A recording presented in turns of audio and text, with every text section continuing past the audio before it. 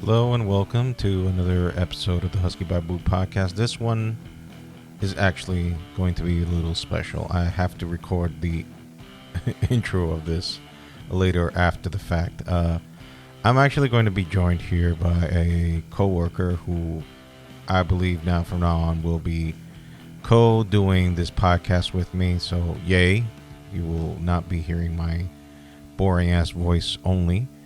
His name is Jonathon. We will only be referring to him as John. And this one is a long one, so I apologize right away out the gate. It's going to be a long one. And I had to cut off some stuff because we just started recording. We just started shooting the shit. Some stuff that does not apply to be listening to, but we're going to pick up right in the middle of a conversation. We were talking about differences between jails in DR and the US, and we'll just start from there. So without further any ado, here is Jonathon and I having this 2-hour plus conversation. So there, enjoy. Their assholes are bigger than the. No, dude, everyone's getting it. I just remembered the George Carlin bit. For that, it was when he says, "Let the buyer beware." Oh, you know it, so okay, you're laughing. I watched a lot of George Carlin, and I think I missed a lot of his comedy in his earlier days. I watched a lot of his older comedy. Oh yeah, he just turned more aggressive. He turned more aggressive, and I think I watched his last one I don't know if he did in New York. That he The one in 07? That he filmed. Yeah. I don't know if it was it 07? I think it was in New York or something like that. It was 07 because he did it the same year he died. Yeah, that one. And when I heard that he died, I was like surprised because I was like, I just watched him. Yeah. The special came out like weeks before he died. Yeah. Like, as that list of words that you can't say on TV grew, I was just like, dude is a legend. I was like, I don't know a lot of comics that go back that far. Like, I never really watched, what's his name? Richard Pryor. I just saw him really in the movie called The Toy. Oh yeah, that was my introduction to him as well. But I never was into comedy. I mean, you're a little bit older than me, so it's like your time in the 80s. 10 years older, I guess. You you were hatched in 88, right? I was hatched in 88, yeah. So your time in the 80s was complete. And mine was just starting, and I don't remember anything. No, you just got like right after the Coke years. Yeah. Cause everybody was doing coke. This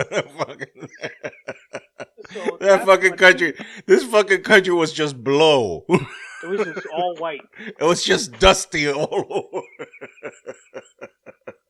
So I don't, so I really didn't get into comic until I started understanding myself what the world was about and what words really meant and stuff like that. So I thought if I could really say anything, it would be more like I didn't really start watching comedy until like that Kings of Comedy era, with like Steve Harvey, D.L. Hughley, Cedric, and Bernie. Mm-hmm. So that was like 2005-ish. Yeah, that's when you started understanding it. Yeah, started understanding a lot of what they were saying, especially when Cedric did when you go park, you have to turn down the music. That to this day still gets me every time I watch anyone do that, or even see a meme on Instagram or Facebook or any social media that, and then he goes, when you park it, you turn it back up, and that was the end of his skit.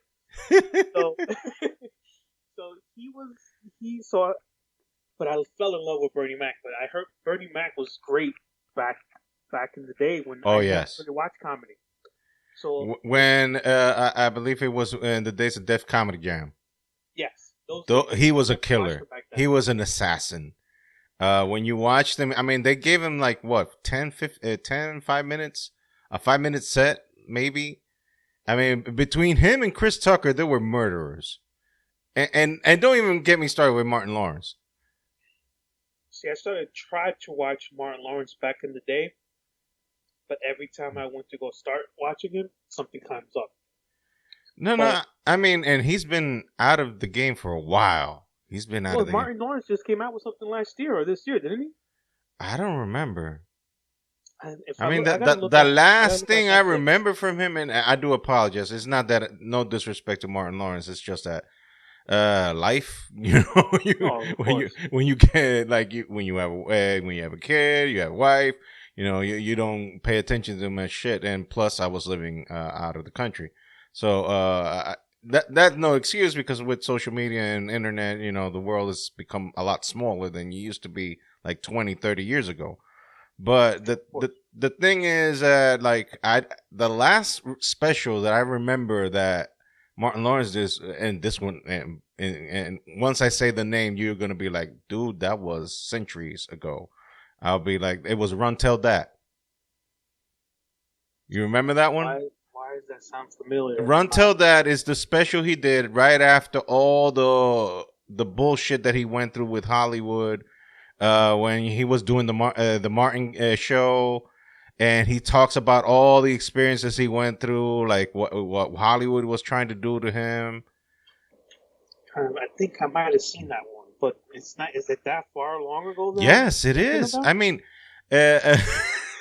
my favorite bit when he was talking was that he was like running. Remember that they even shot him on video, him running away from the police.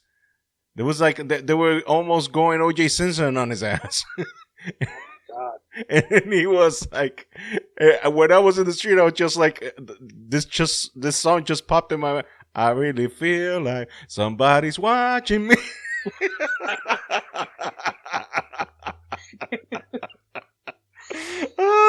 So he did come out with something in 2016 called "Doing Time Uncut." I mean, going back with the Martin Lawrence thing, by the way, did we start? No, we just kind of just went into everything. So, I mean, we might need to edit something in the beginning. Like we'll say, you know, we'll do the beginning at the end or whatever. No. I'll just start it by myself, and then we'll just go from there. This is gonna be this one is gonna be homework for me. Because, like, we got a lot of things to cut and nip here.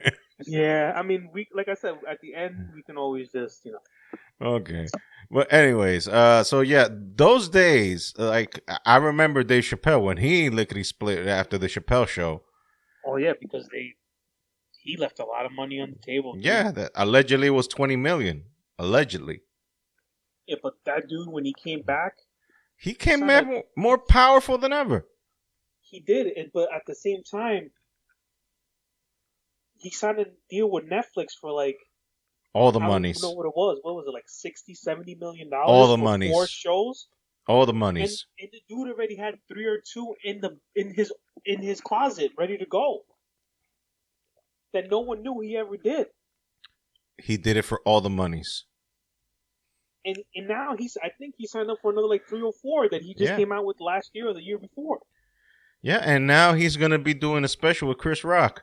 I cannot wait for that one. And on top of that, the dude is making more money than he ever did. Yes. Like you said, he came back more powerful than anything. And he got the rights for the Chappelle show back. And then he got the rights for the Chappelle show. But wasn't there something with Netflix and the Chappelle show that the boss wouldn't release the show without his approval or something like that, if I remember correctly? Yeah, no. Look, they gave it back to Netflix. I'm talking about the Chappelle show. Yeah. I mean, no, they were going to do it like, I believe with one of the new streaming services. I think it was either Paramount Plus or Peacock. I don't know. No, it wasn't going to be Peacock. Definitely not Peacock. They're too soft for all that. Yeah, they're too PG. But I think it was Paramount. I think because Paramount, they'll go there. They'll go there. Definitely. But they already started cursing in shows that I used to like. Sorry to cut you off, but Paramount was like, I used to watch this show on Channel 2 CBS, which Paramount owns. It Yeah. used to be called SEAL Team. It's by the guy that did like Buffy the Vampire Slayer and Bones. Oh They did the yeah, Bones show. yeah. The Angel, I. Re- I'm David sorry, I'm something. such a fucking geek because I know his name, David Boreanaz. Yeah, Because I'm such a I fucking geek. I just don't know his last how to pronounce his last name. But yeah, Boreanaz. that dude, he does a show called SEAL Team. Is the lead on that show, and they had it on CBS. Nice and cool show. Boom, you know. But then they took it off the air and put it on their streaming on Paramount Plus. They were saying f bombs the moment the second show on the streaming service after they took it off the air. They were dropping f bombs like you wouldn't believe. So Paramount will go there. Okay, They so definitely- so yeah, the thing is that Dave Chappelle, he spoke his piece, and he's no, they were gonna show it on Netflix. Now I know because I remember he talked about this. He did like you know that when the George Floyd thing happened and all these stuff, certain things happened. He always did like a 15-minute set and showed it on YouTube on his channel to express himself, and he did that same thing with Netflix. And he said that he asked the fans not to watch the show because it was in Netflix, and he asked the fans, "Don't watch the show until they give me back my money. They give me back my stuff." And since he had a good relationship with the people with Netflix, and the people on Netflix were like, "You know what? We're gonna give you the show back," and that's when he allowed. I guess he started to make bank on that too. Because, that was one of the best freaking sketch comedy shows ever. I think it is the best sketch comedy show ever.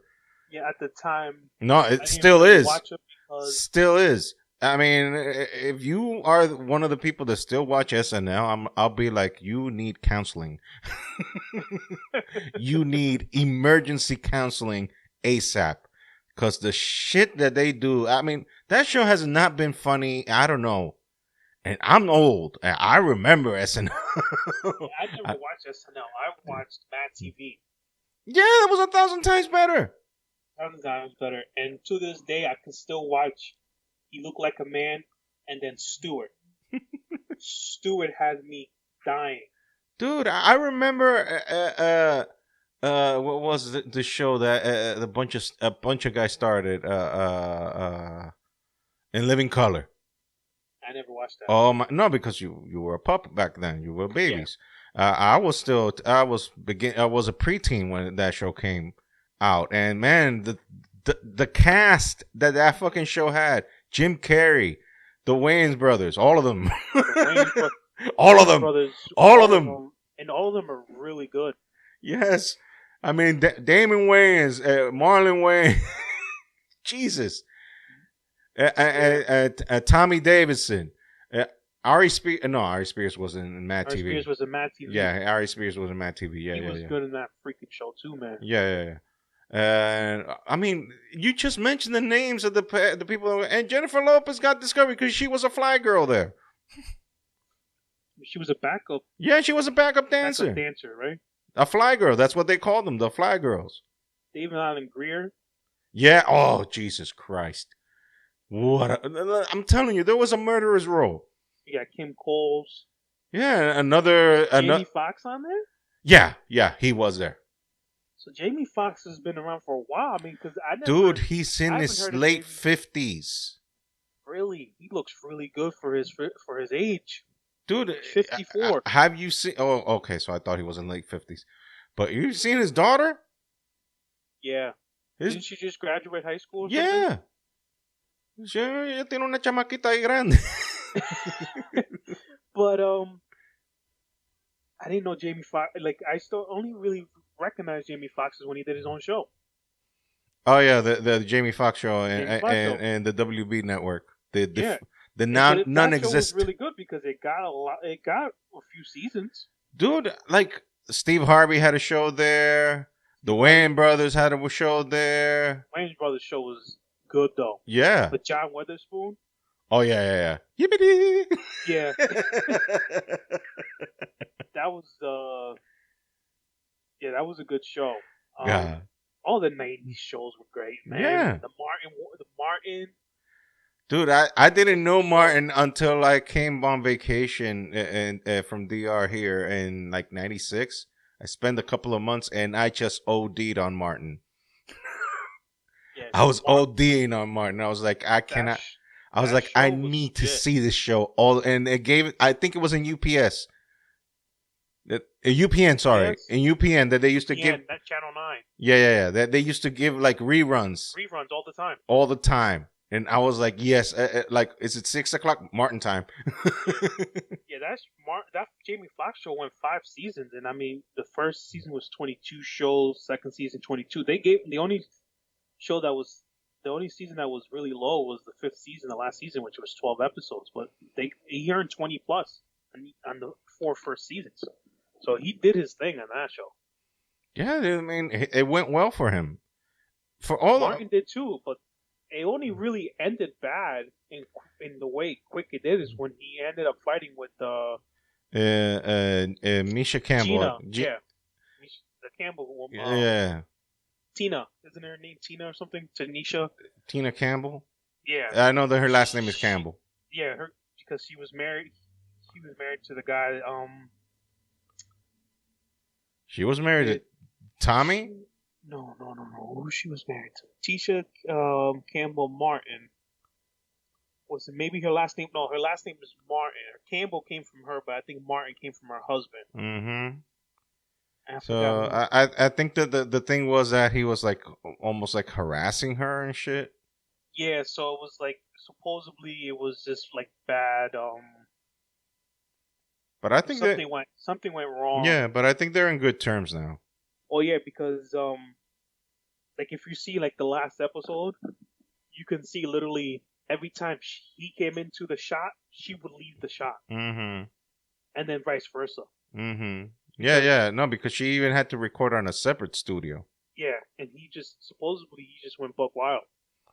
Yeah, no. Look, I remember the interview that Dave Chappelle gave like shortly after he came back from Africa after he lickety split after the whole when he refound himself. Yeah. When he became a Muslim, but that's not even the point. The point is that he talked about like, why do you see men like Martin Lawrence? He talked about Martin Lawrence first. He said I've seen Martin Lawrence have a heart attack before a comedy special. The dude had a heart attack, legit heart attack, and he did the special anyway. Now that dude is tough. That he said that he used the other word that I can't say because of my skin complexion. You know which one. I know which one. Yeah. He said that dude is tough. That dude is a tough man, and to have him running around, having cameras following him all over, and people talking about he's going crazy. They said maybe there's something about this town that drives you crazy. Hollywood alone. Yeah, no. How many people you see just do a great show and then drop the face of the earth because Hollywood is just way too much? Dude, and he talked about the example because he did this movie with Martin, that he was his accomplice. Remember? He did a movie. Blue Streak. Yeah, Blue Streak. That was a good freaking movie too. Yeah, but there was a scene that they were like asking Dave Chappelle to put a dress on, and Dave Chappelle was like, "I'm not comfortable with that."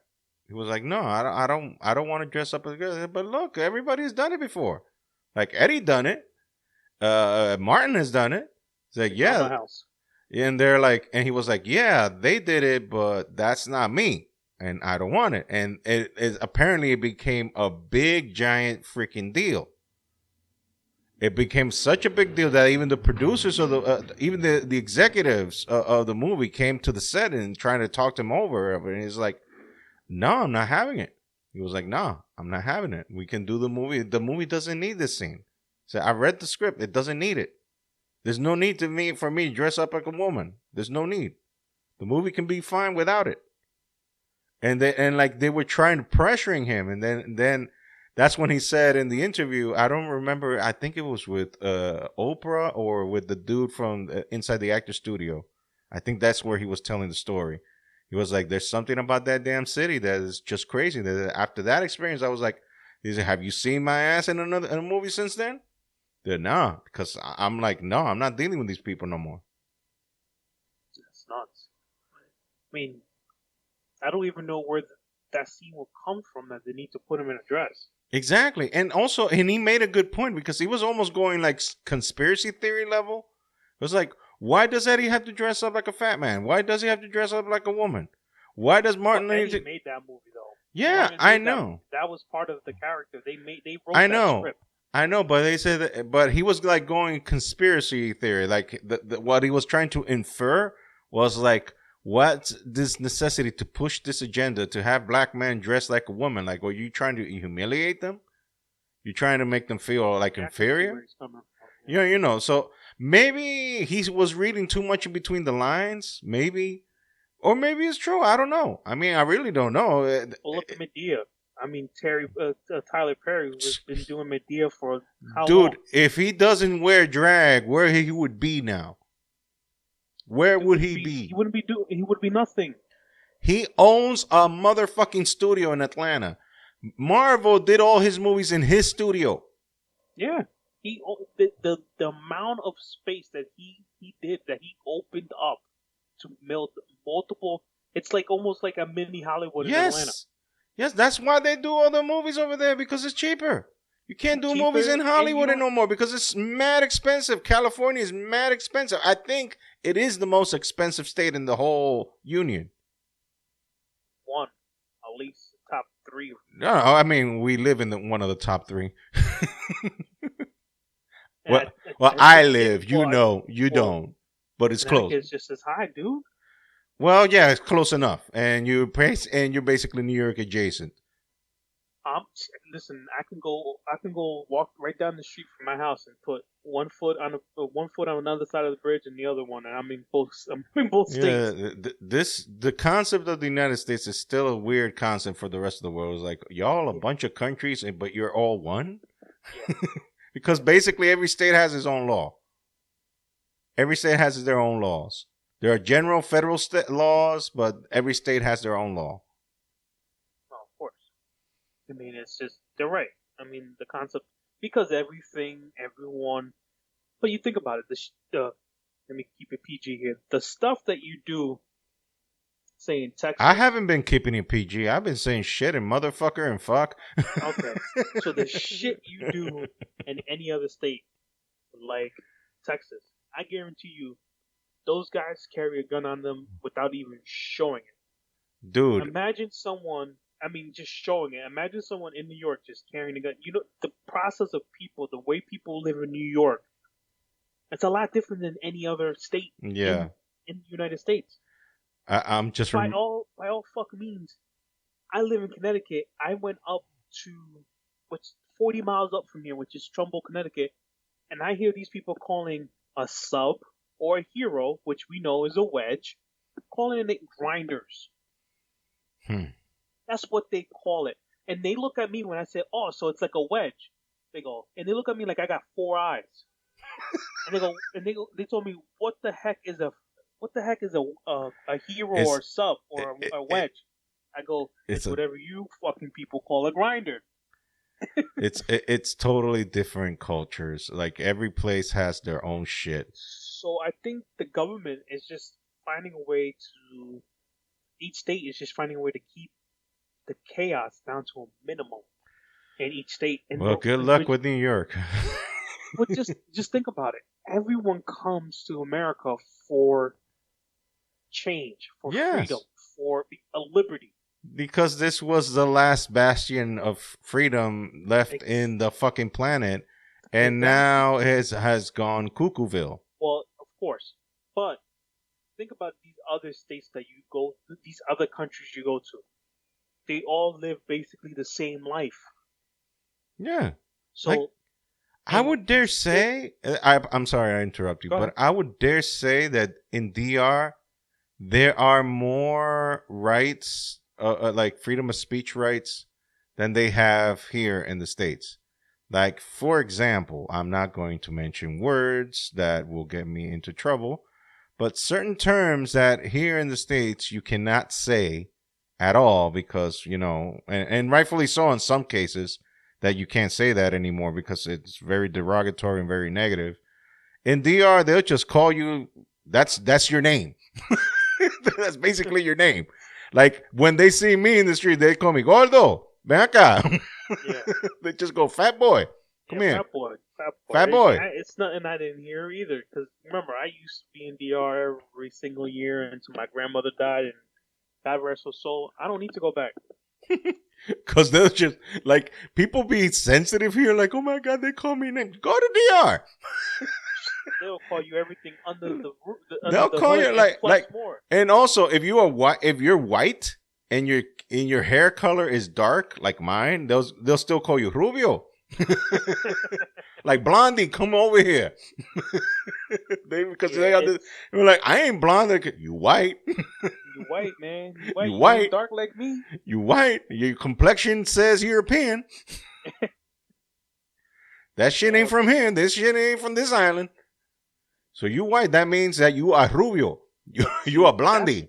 That's because you were more near the capital, right? No, actually, it's backwards. If you are a whitey, that means that you were born in the Cibao. Because El Cibao is where all the white people be. In Santo Domingo, in the capital, that's where all the dark people be. Because it's more closer to the sun and also a lot of more historically speaking, in the island, most of the white people that have white complexions or a descendant of Spaniards or Jewish, because there's a lot of Jewish descendancy over there because after the World War II, the first nation, I can say that proudly, that opened the doors for Jewish people to escape was Dominican Republic. Was one of the first nations that opened the doors to the Jews. They even gave them lands. Like, yo, you can live here and do whatever you want. Make us money. Yeah. Make us money. Y'all produce money, make us money. So that's interesting that you said that. Because I did that 23andMe. Do you know what that is? Yeah. They take a sample of your DNA and they go check your ancestry. So I did that. I bet your ass you found some Jewish blood in you. I did. I bet your ass you did. I did. Yes? Like 90%. Look, for example, my last name, Duran. My last name. That last name and a lot of other last names in the Spaniards, they gave those names out just to give them surnames to a bunch of Jews that were living around the countryside. We're like, yo, we can't have you have those Jiddish names. We don't understand that. We speak Spanish over here. So y'all gonna be y'all gonna have Spanish names from now on. All of y'all are gonna have Spanish names. So we're gonna give you Spanish last names, surnames, so that way you all can mix with us and do business with us and whatever. It's not that we're denying your religion and all that stuff. You can keep your stuff, but you're gonna get new names. So everybody complaining about the people, what they did to the poor Africans, changing their names when they came here. What was the ship that they brought them in? Amistad. Yeah, no, that's a bad one. Ooh, no. Anyway, that's interesting that you say that because when I did my DNA, it says it's for European, but it says it's called. I don't know. It says something Jewish. I'm like I think it's Aphrodite Jewish, something like that. So Sephardi. It's ASH. K as in kite, ENAZI, Jewish. Look, people like to complain about it in the Bible when it says that the Abraham's descendants are like the sand in the sea, and the stars in heaven. I'm like, well, that kind of is literal. That kind of literal because this planet is filled to the brim of people who are descendant of that man. I mean, we're just talking about the Jewish side. We ain't even talking about the Arabs, and those are descendants of him too. So, like, Arabs are like what, 2 billion? Yeah, it's a lot. 2 billion of them? Aren't they like? About it, dude. I mean, most of those Arabic guys, they have like 20 wives. And they just have like 40 kids. Dude, people talk about, Abraham, the father of faith. If you read the story in the Bible, that's why I love reading those stuff. Because, like, people miss the points and miss some of the stuff. Like, Abraham, yeah, he had only one wife, and then he only had that one kid, Isaac. But he also had the Ishmael out of Sarah's servant. And then Ishmael had 12 kids. Ishmael had 12 kids, and that's where all the Arab nations come from. But then Sarah dies, and Abraham is like, he's like 120 years old. And they're like, I can still go. Guess what? The old fool marries, and bam, 5 kids. Like, yeah. This motherfucker at 120 still smashing. He's still smashing. He's still tearing it up. Still tearing up the ass, you know? He's still tearing it up. You're like, but dude, you're like 120. He's like, I can still go. I just lay here. You do the work, but hey, I can give you he was like, you see, the problem was Sarah, not me. The problem was that wife I had. She was sterile as fuck. Give me just a young woman and you see what I'm going to do. Woman can have 50 kids. Like, woman, you just lay there and spread.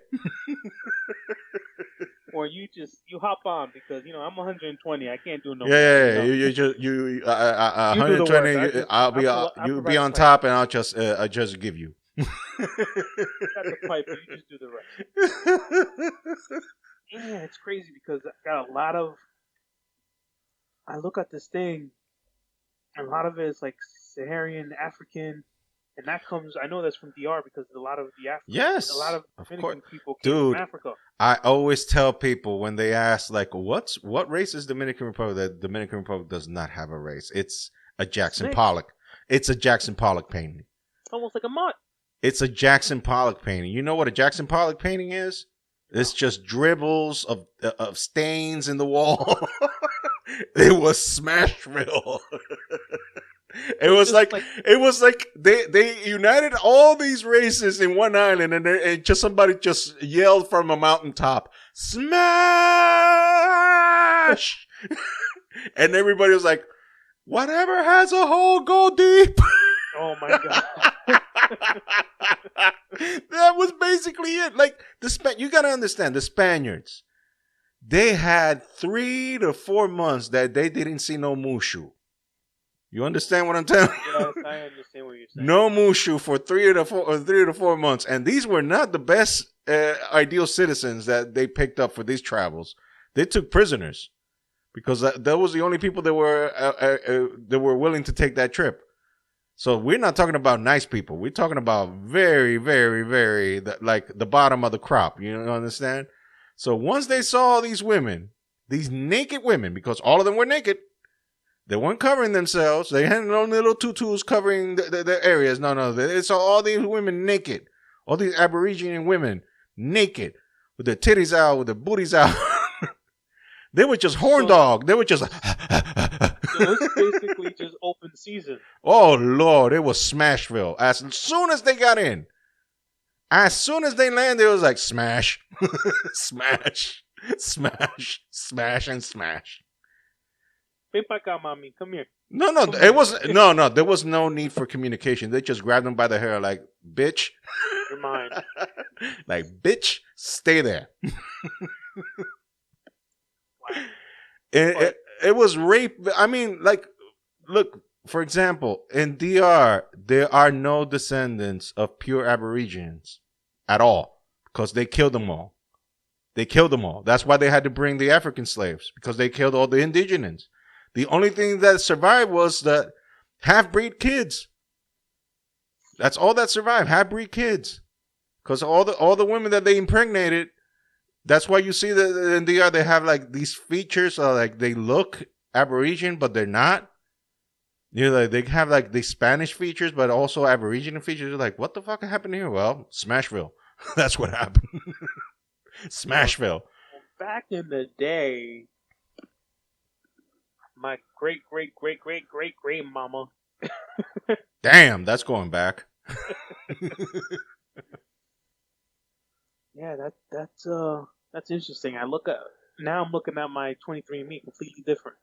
No, dude. I mean, it was a melting pot. That's basically what it was. DR was a melting pot. Like all the races that you knew, like you had the Spaniards, the Europeans, You had the African slaves. You had the Aborigines who they dismantled and left nothing alive.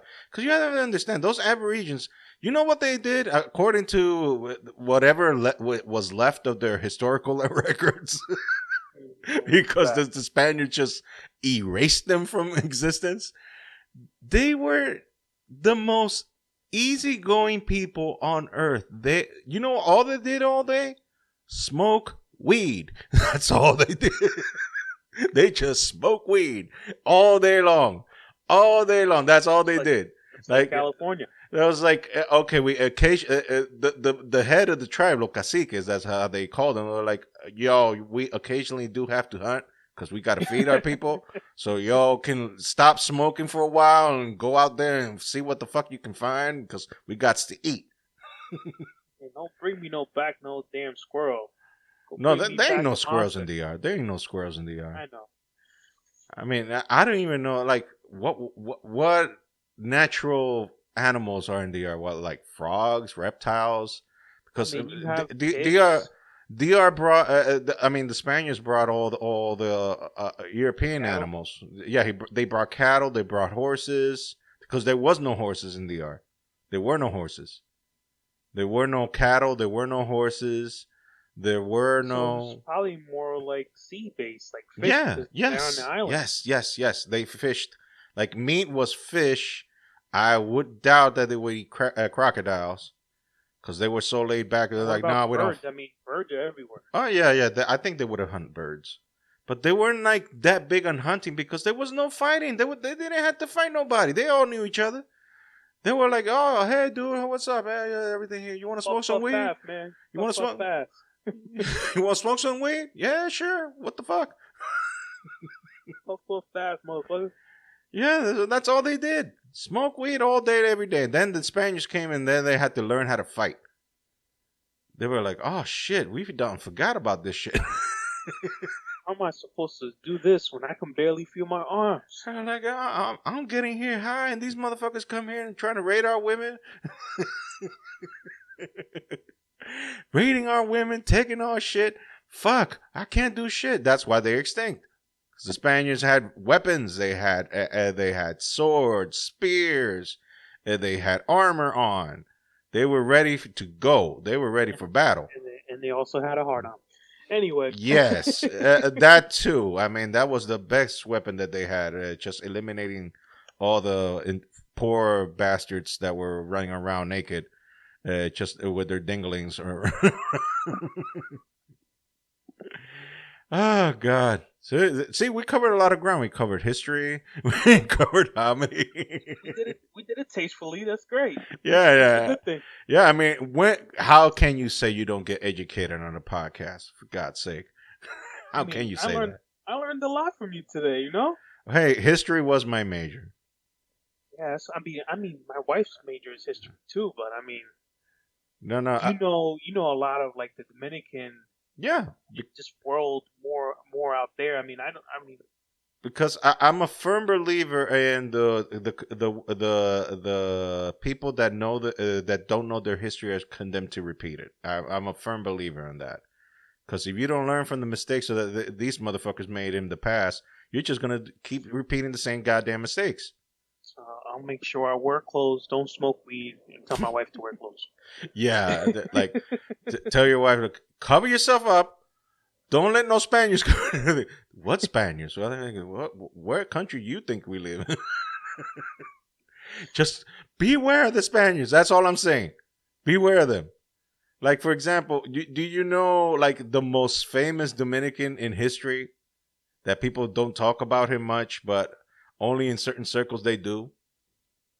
Cool. Porfirio Rubirosa. Have you heard of him? No. Oh, my boy, you're going to learn today. My child, you will learn today.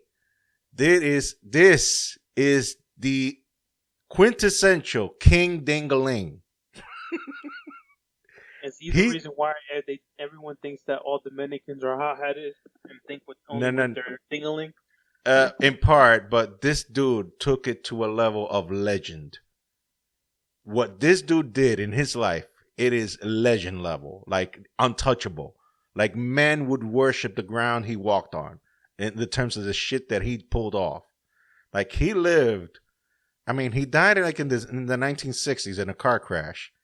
But the life that he lived, like, he didn't fuck just women. Like, oh, no. Like, you see that some Dominicans just like, oh, I'll just spread my seed everywhere. No. This dude took prime meat. He took the creme a la creme of the world. He fucked Zaza Gabor. And if you don't know that name, Google it. You'll find out that she was a famous actress from the 50s, 60s, 70s. And she was alive even a few years ago. And on her deathbed, that woman was screaming that dude's name. Because he fucked the daylights out of her. The dude was hung. Allegedly, he was 12 inches. Allegedly. He was hung to the fucking bull. He was hung like a bull. And he murdered women in the bed. Oh my God. He murdered women in the bed. He even married Trujillo's daughter. And you know, Trujillo was the biggest dictator that DR ever had. Mm-hmm. And he married Trujillo's daughter. And Trujillo let him fuck his daughter. And then allegedly, and this is not something that was told to me. I read this in Dominican Encyclopedia. I read this in a Dominican Encyclopedia. That the night where they were going to consume the marriage, you know, the honeymoon night, when she saw the dude's manhood, she locked herself in the bathroom and grabbing the hand on the door, like, no, you're not gonna touch me with that thing. Oh my goodness. And he broke the damn door like, bitch, it's go time. Keep that shit away from me. Like, bitch, you think you ain't gonna get this? Oh, hell no. Oh, hell no. You gonna learn today. And he porked her in the most animalistic way. And basically, his money came out of just living out of women. He never worked a day in his life. What was this guy's name? Profitrio Rubirosa. Some people even think, because this dude was a jet setter, he lived the big life. You know, he was famous. I mean, I even think he fucked Jackie Kennedy. I do believe that. I think he fucked Marilyn Monroe. I mean, name all the babes that were in the 50s and the 60s. He fucked them. And her name was Zaza? Zaza Gabor. She was a babe back in the day. She as an old lady. Dude, this woman was married 9 times, dude. Yes, and he was one of them. They were married. Yes, he legally married her. I mean, he got married 9 times too. I don't see it in her thing though. I'm on her Wikipedia right now. But I guess that she chose to. How do you spell his name? Porfirio, Porfirio,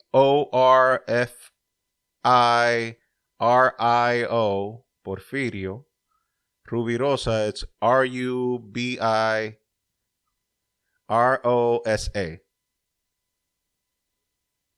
And everybody just called him Ruby. I don't see it under Wikipedia. Maybe. You're probably looking at the wrong Wikipedia. I'm looking at Zaza. Her last name is Gabor, right? Gabor. But you can look for him, though. Look for him. Porfirio Rubirosa. Look for him. And boy, Jesus Christ, this dude smashed. This is the captain of smashing. Everybody should bow down to the temple of this dude's. Everybody just should shut up. Everybody that talk about womanizing, you know how Will Chamberlain says he fucked more than 1,000 women? Yeah. And how Ric Flair also says that as well. Well, those two are amateur hours compared to this motherfucker. Because he did not just fuck women. He lived off them. He lived off them. How much of a win for a dude is that? It's not only do I get to fuck him, I get to live off of them. I ain't gonna do shit. I ain't gonna do a damn motherfucking thing. And that's why the reason they always got divorced with him. Because like they were like, dude, go to work. And it was like, what work? Like my work is playing polo, fucking you, and spend money. That's all my work. That's my job. Play polo. You're gonna have to text me his name later because I can't find him. Okay, I'll send you. Apparently, I'll see if I can find a link for him. But the dude is legendary. They've even done movies about him, but the movies are greatly exaggerated and trying to make him look like a historical figure, like a noble man. He was no noble man. He just loved smashing. That's all. And he liked the easy money. He liked the easy money.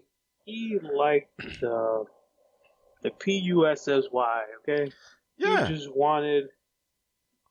He just wanted to drip himself in what Cardi B calls the wet ass pussy. That's all. WAP. The WAP. He just wanted to drench. He just wanted to drench himself in WAP. That's all.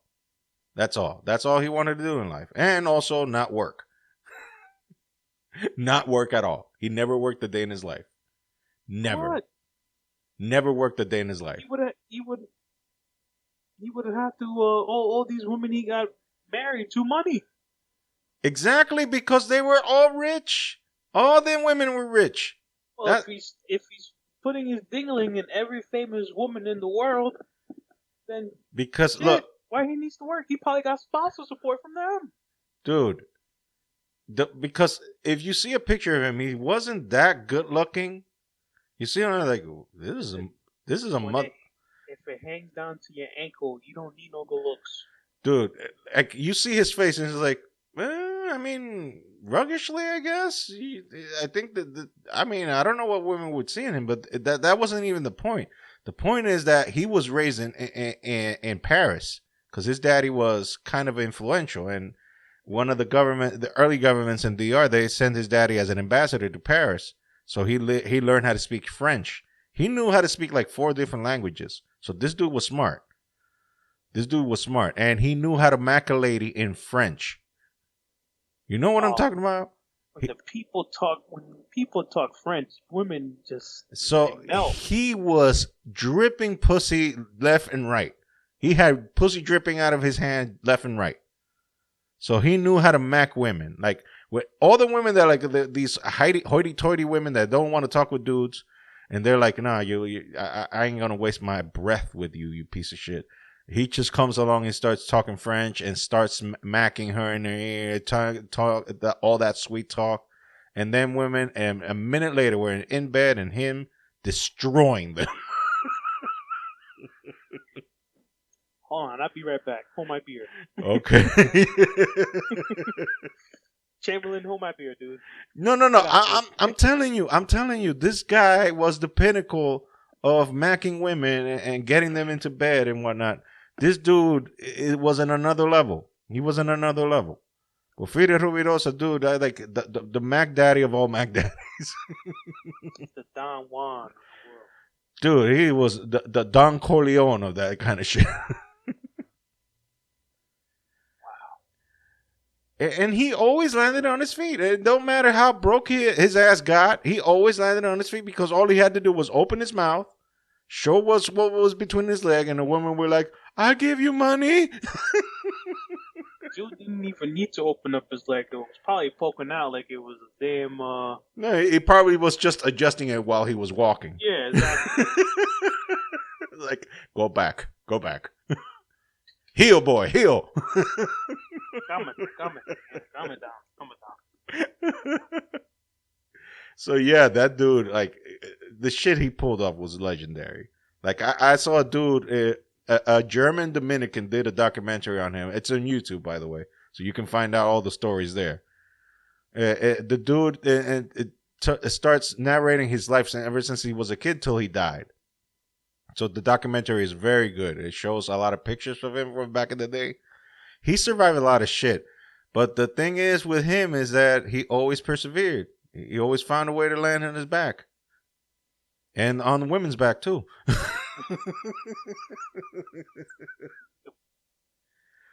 Like, put the women on the back and just say, okay, like papi. he married into a lot of heiresses, like women that were inheriting money, like from big businesses, like women that like their family from they had a lot of money, and he just managed to be like, yeah, I'll fuck her.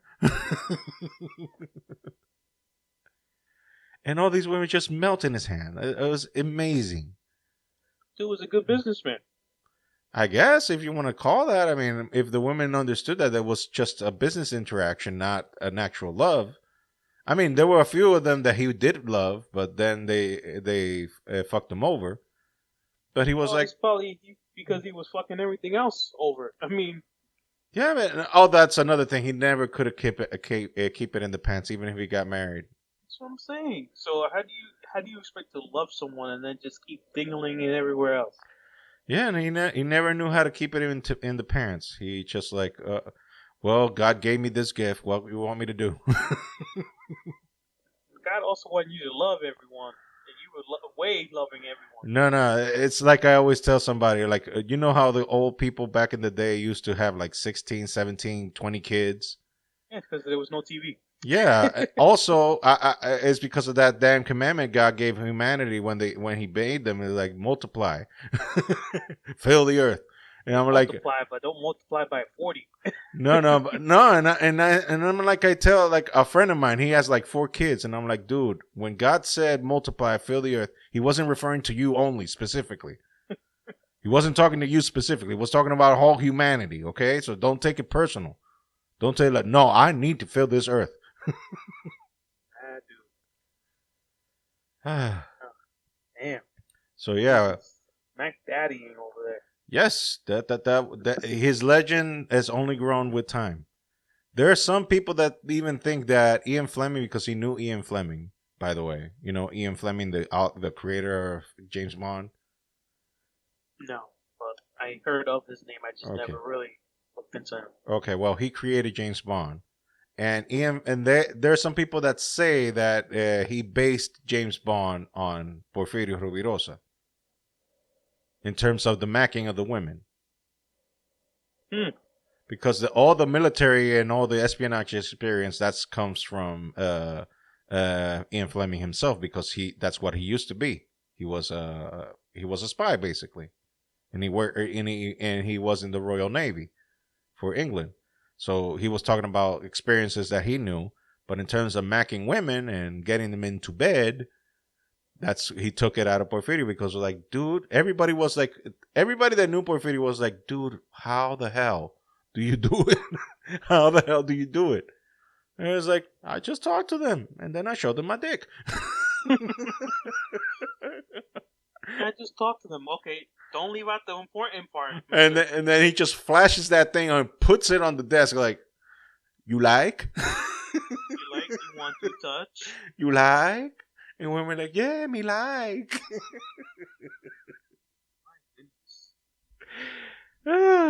So I mean, I'm still in the camp that he knew how to mac women. He didn't have to show the dick, but it's more comical that way. He just flashes out the dick like bam. But, dude, that helps. That helps a lot. Flashing it around like it's nothing. Yeah, I mean, I've talked to some women that say like, no, it doesn't matter that it's that big, if it's big or not. That's a damn lie. That's some bullshit. You can ask any woman if size matters. If one of them says no, then It's bullshit. It's bullshit. I mean, maybe not to all women, but a bunch of these good-looking hot tamales think their shit doesn't stink and will say no to just a normal-looking guy. It matters to them, but they'll Yeah. be the first one to say, "Nah, it doesn't matter." Yeah, because they want to keep it PG. Yeah, They don't want to be honest. that's bullshit. No, I know. But then those unwavery souls that were not blessed by the Lord with a third leg. It is what it is. You work with what you got. Exactly. You ever watch the movie How High? Which one? How High with Redman and Oh, Method no, Man? I haven't seen it. Oh my god. They have this one part. Basically the whole story is Method Man one of his friends died, and he planted a weed plant with his smart friend's ashes. Oh my God. The weed grew, and when he smoked it, he saw his friend, and it made him smart. Like his friend would like steal the answers to tests and stuff. So him and Redman got to college, and they had these Asian American dude, and then they had another white dude. And Mm-hmm. all Method Man and Redman did was smoke. But when they had a test, they would smoke the good stuff, where the friend would come out who was smart and would give him all the answers to the test. So one day they were throwing a party, and the Chinese guy and the white kid started smoking weed. Like they were normal students that would study and Uh-huh. get good grades, but with Redman and Method Man there, they started smoking weed, never going to class, and would do like these pranks and stuff like that. Anyway, one day they threw a party, and they brought in two strippers for the Asian and the white dude. And the Chinese guy looked at one of the strippers and goes, "I got 2 inches of hard dick." The girl looked at her friend and goes, "I guess I gotta work with him." Just took him to the bedroom, and the guy's face was like a puppy. Like, okay, okay. The movie was hilarious. You might need to watch it. Oh my God. That kind of reminds me It's of a good Mr. movie. Chow in The Hangover. Actually, I didn't even watch The Hangover because a movie has to catch me with its previews, and if the movie doesn't catch me, I No, don't know. no, look, It just never was the good. other two are shit. I'll just leave it at that. The second and the third one are shit. The first one is good, is really good. Maybe I'll take a look at it then. So, because you know that this Asian guy that's in the movie. Yeah. What's his name? Ken. Uh-huh. Yeah, he's on a show I watched, Masked Singer. He's one of the judges. He's Yeah. funny as hell. So this dude, he has a scene that is the most infamous scene, one of the most infamous scene of the Really, movie. be naked? Exactly. He had his remember- cock and balls right on Bradley Cooper's face. Oh my god. His cock and balls, and this is not CG. This is not CG. It was his actual cock and balls right on Bradley Cooper's face. And it was not much to see, by the way. Well, they typically say Asians don't really have a third leg. They barely have a belly button. Yeah. They have what it would be like an extended belly button, or a second belly button, if you rather. So yeah, the how they call the tree and berries right on his face. Oh my goodness. So yeah, that's one of the best scenes in the movie. Yeah, I mean, maybe I'll take a look at it. no. Watch the first one. The first one I can recommend you. The other two, like, avoid like a plague. Damn. Avoid like the plague, especially the third one. I haven't seen the third one because everybody was like, "Holy shit, this is like the first one just rehashed in a worse way." Because It's weird how movies do that. No, because the best part of the whole movie is the Alan character. You know, the fat guy with the beard and the hair. They even like I said, I never watched it. So. They even call him Fat Jesus. All right. They call him Fat Jesus in one part, and the shit that happens to him in the first movie. And by the way, spoilers: he's the cause of everything. Always gotta be the fat man, the gordo. He's the cause of everything. But this dude is like, there's serious mental issues with this dude. The character, I mean, the actor is actually very. His name is Zach Galifianakis, and the actor himself is actually extremely intelligent and very funny. And like, there's a show that he does on. I think this channel is no longer active, but it's called Between Two Ferns. I don't know if you heard of it. No. Well, he has interviewed everybody there. He interviewed Barack Obama when he was still president. He interviewed even his co-stars from the movie. He Brad Pitt, Bruce Willis when he was still talking, and all everybody. he's interviewed, and it's like very tongue in cheek, and he always rips the people are interviews, and even calls them out on their bullshit. And it's very funny because it's very uncomfortable. It's like uncomfortable comedy. Is like it's not meant to be like ha ha he he. It's like he's going there and the best one was with Brad Pitt because he just kept asking like, so what about Angelina? You want to talk about that? And Brad Pitt was just like sitting there ignoring him for the whole time, and he started asking questions and asking him for his the movies that he's bombed and everything, going deep, trying to get a reaction from him. And Brad Pitt, the only thing he does in the entire interview is just spit on his face. Oh my goodness. And you think it's serious. You think that they're being for real, and then you remember, no, this is a sketch. This is comedy. Like when he interviewed Keanu Reeves, he was like, "Do you have more than one expression?"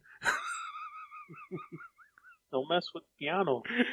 You go John Wick in your ass. And Keanu was like, "I don't know. Do you?"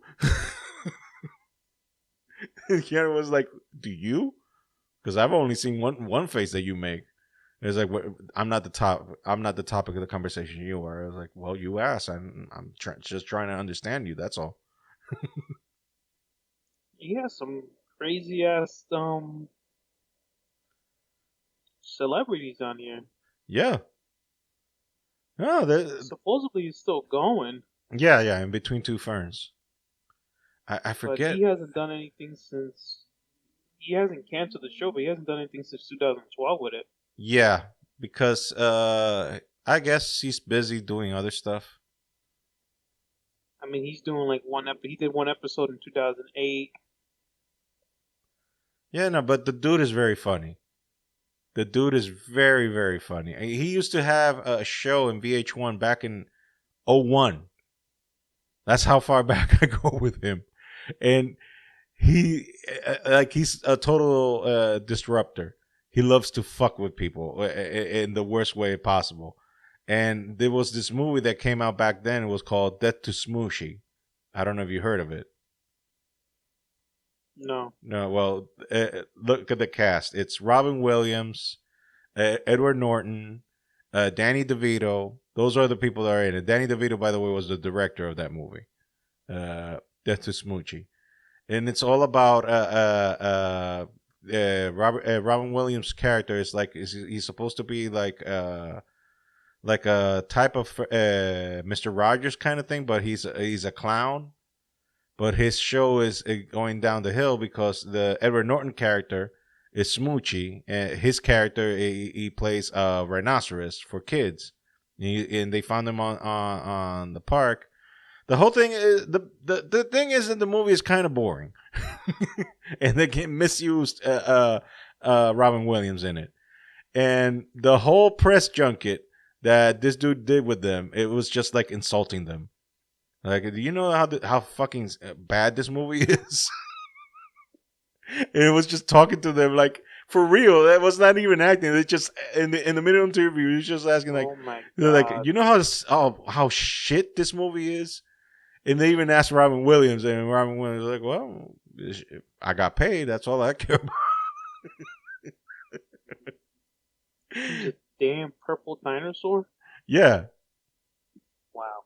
Yeah, Robin Williams probably was definitely misusing that one. Yeah. No. I mean, apparently the movie wants to get a comeback for the newer generation, but I'm like, no, please don't. Please don't. Keep that shit under the lid that has been for the last 20 years. For 20 years. Keep it there. Keep it there, like with other shit that has. Yeah, there's some sequels that should have never been made.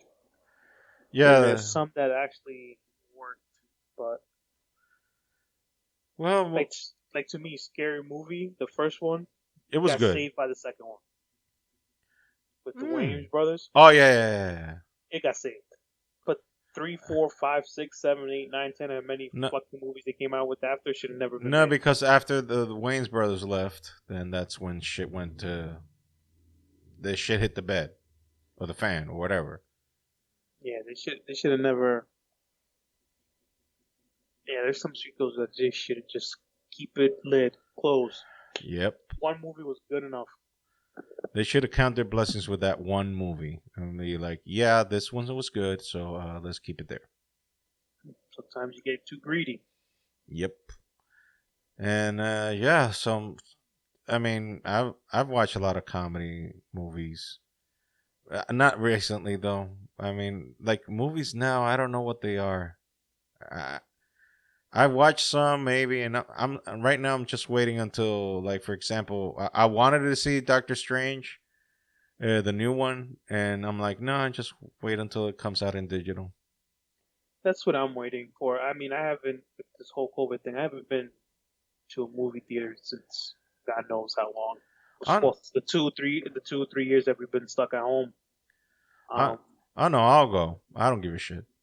yeah, I mean it's kind of different with you. I mean, I don't want to say that you don't care at the same time, but like I got a father-in-law at home that's Yeah. 76, No, has no, car problems, have lung no. problems. Right now I live alone, so it's not like I'm contaminating people. Exactly. So it's a little different for you than it is for me. The worst thing is when my wife leaves the house to go teach, which she has to. I'm not saying. I mean, I was leaving the house right in the middle of all of it until I got let go. But so I really, mostly what I've been watching is mostly stand up on. Netflix has been having a lot of people come out with a lot of stand ups lately. Yeah. Joey Coy is one of the many that I don't know if you heard of him, but he Yeah, can I get heard me of him. going. He's really good. My favorite, one of my favorites, it's Tom Segura. Joey Diaz hasn't done a special in a minute, but to me he's the best right now, and he was semi-retired because he left Hollywood and he moved back to Jersey, and he was like he almost called it a career, and then Tom Segura got him to go to Madison Square Garden and do like a 15-minute set, and he murdered because that's what he does. I mean, Those people that murders, like Bernie Mac, you give him 5 minutes, he's gonna give you in 5 minutes, he's gonna give you a show that he no, was like doing dude, for like an hour. look, do yourself a favor. Also, get an oxygen tank.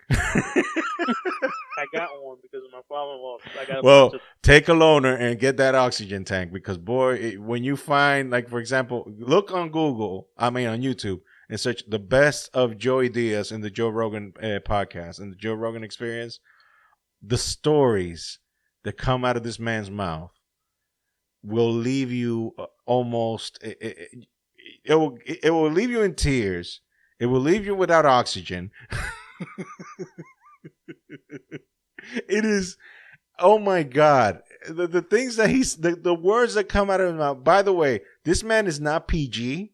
No, of course not. He is, no.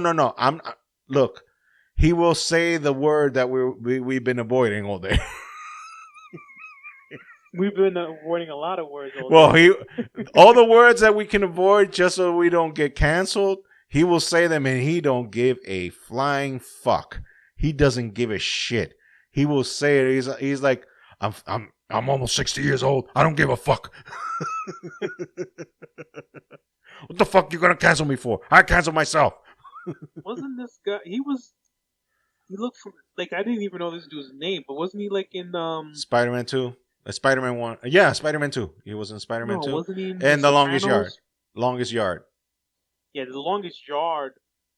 I remember him in when he fell down while he was Yeah. running the track. Yeah, and yeah, Terry yeah. Crews came over and put a double cheeseburger. Yeah, on yeah. his That's chest. him.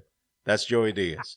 That guy. But no, he's not from the They always confuse him with the dude from The Sopranos. Well, I know the dude's from The Sopranos originally, but I thought he was in it too. Now I wasn't confusing them both because the other guy that I watch, I forgot his name. I watch him on the show called Blue Bloods. Mm-hmm. That I'm not confusing them both. I thought he was just part of the show too. Yeah. No. They always confuse him with the dude from The Sopranos, a big pussy. Like, oh my God. That's his name. That was his name as the character, Big Pussy. That was the name of the character, Big Pussy. What do you want me to do? Now I gotta find out his real name because I can't just be thinking of him a big Vincent big Pastore. pussy. Vincent Pastore. That's his real name. But yeah, I just when I say, oh, that's Big Pussy. Oh no, maybe we're talking about something else. No, but no, Joey Diaz, and he did the Soprano movie, the last one, the Many Saints of Newark, and he guess what he played? Big Pussy's father. There you go. See, no, I was thinking of this other guy. Let me get his name. Maybe he wasn't even in The Sopranos. But what's his name? Come on, Jonathan, find it faster. Oh, Steve. Steve Buscemi. Yes, that's who I was thinking. Okay, from Boardwalk Empire and whatnot. Yeah, I knew he was in The Sopranos, but I recently been watching him on Blue Bloods. Okay. The TV show on CBS. Okay, Steve Buscemi's been around for a minute. He was in Desperado, for God's sake. Damn. He was in Desperado. He's been in movies for a minute, and he's been almost in all the Adam Sandler movies. That one? Steve Buscemi has been in almost all the old Adam Sandler movies. He was in which movie was it? Damn it. Big Daddy, I think it was. He was in The Waterboy. He was in Mr. Deeds. I'm trying to think of him in all those movies. No, because they were bit parts. They were bit parts. They were just like little bit parts. But he's always been in almost all those old Adam Sandler movies. He's been in all of them. I think he wasn't even in. Not in Happy. Not in Happy Madison, and he wasn't either in Happy Gilmore and Billy Madison. He wasn't on those because Happy Madison is the name of the production company. He just combined the both. Yeah, I know, but I know that was the movie too. Yeah. No. Happy Gilmore and Billy Madison. Yeah, those were the first two that he did, like with his style. And that one was Norm Macdonald and Billy Madison. Norm Macdonald was in that one. Oh, they didn't credit him though. No, because it was like a bit part. Though, they should still. He did it as a friend. They're just friends. Oh, Adam Sandler's making all his friends billionaires. Yeah. And now all of a sudden he wants to be a serious actor. Well, he's always had the chops for it, but it's just that he'd rather do the comedy. And he was very sincere when they asked him, why you always do these stupid ass comedies? And he was like, vacation. like notice all the most recent movies that he did for Netflix. All of them were in tropical islands. It was like, it was vacation. Yeah. He makes them, and he has a huge deal with Netflix. Yeah, to and make movies. He was like, this is paid vacation. Yeah. Paid vacation, because he went and filmed the movie in an island, and he brought the whole family. He was like, yeah, you enjoy yourselves while I work. Dude just did another one for Netflix. But The Hustlers? Yeah, but that one is more serious. Yeah, but I mean, even that, he did one that he was like a shoe guy. Yeah, the Cobbler. That was a good movie. Yeah. I enjoyed that one. I didn't watch the one with Jennifer Aniston. Yeah, was it because those are by the numbers old Adam Sandler stuff. But I love like the grown up ones. Those were good. I think they were good. I know a lot of people think it was. I haven't seen those. The first one was really good. The second one they had, I think Stone Cold was in it. Yeah, I mean, like once you do an Adam Sandler movie, guess what? You're gonna be appearing in the other ones. Yeah, they'll just call you in and be like, "Yeah, we want you for the next one." Yeah, but I mean, Jack and Jill was pretty bad. No, I avoided that like the plague. That one was pretty bad. I avoided another one that he did that was pretty bad. That I watched. I don't know why I watched it. Well, but he was getting paid no matter what. Yeah, that's the whole thing. You getting paid? I was like, I'm getting paid. Yeah, well, who gives a shit? Because look, I do want things to be good, and right now I'm in this period in my life that I don't want to watch shit just for watching it for shit purposes. Like for example, I was watching Obi-Wan Kenobi. The fourth episode was that came out this past week. Yeah. And I was like, I mean, when you even stop the episode in the middle of the episode and just go to bed, that kind of tells you Damn, it something. was that bad, huh? That kind of tells you something. Like, I mean, I continued to watch it the next day because I was like, There's yeah, nothing let's. else on. No, I don't. I don't watch TV. I don't. I really don't watch TV. Like, especially like the news and all that shit. Yeah, I don't watch. I don't. I'm a big show guy. Like, I like to follow like series of shows like on Mm-hmm. CBS and NBC, Channel Seven. Yeah. I like my shows, but when it comes down to the summertime, there's shit. There's nothing really on. Yeah, because the summertime is always like the off season. Off season, and then they start filming towards the end of the summer. So you have like one or two shows, and then they put it up, and then you have to wait another 5 weeks before you get another episode 3 or something. Mm-hmm. So Like I remember when the Flash series came out, I liked it. Then by the third or fourth season, I was like, pass. yeah, I have run into some shows like that. Like I don't know if the listeners are gonna kill me for this one, but The Walking Dead. No. That's a general consensus. That's a The general Walking Dead. consensus. I loved the show until I forgot what season it was. They were showing. They were starting to do backstories on a lot of the people, and that's when they started killing. And then I think the main character died like a couple like that same season. No, they didn't kill him off. They actually just wrote him off the show, but he didn't Okay, die. so He there you didn't go. die. So I was just like, They so made I it. watched that They made it show and show like he died, but he didn't. I didn't watch it because after they came, so the guy that the black guy that had like that long big stick that pretty much saved him, Uh huh.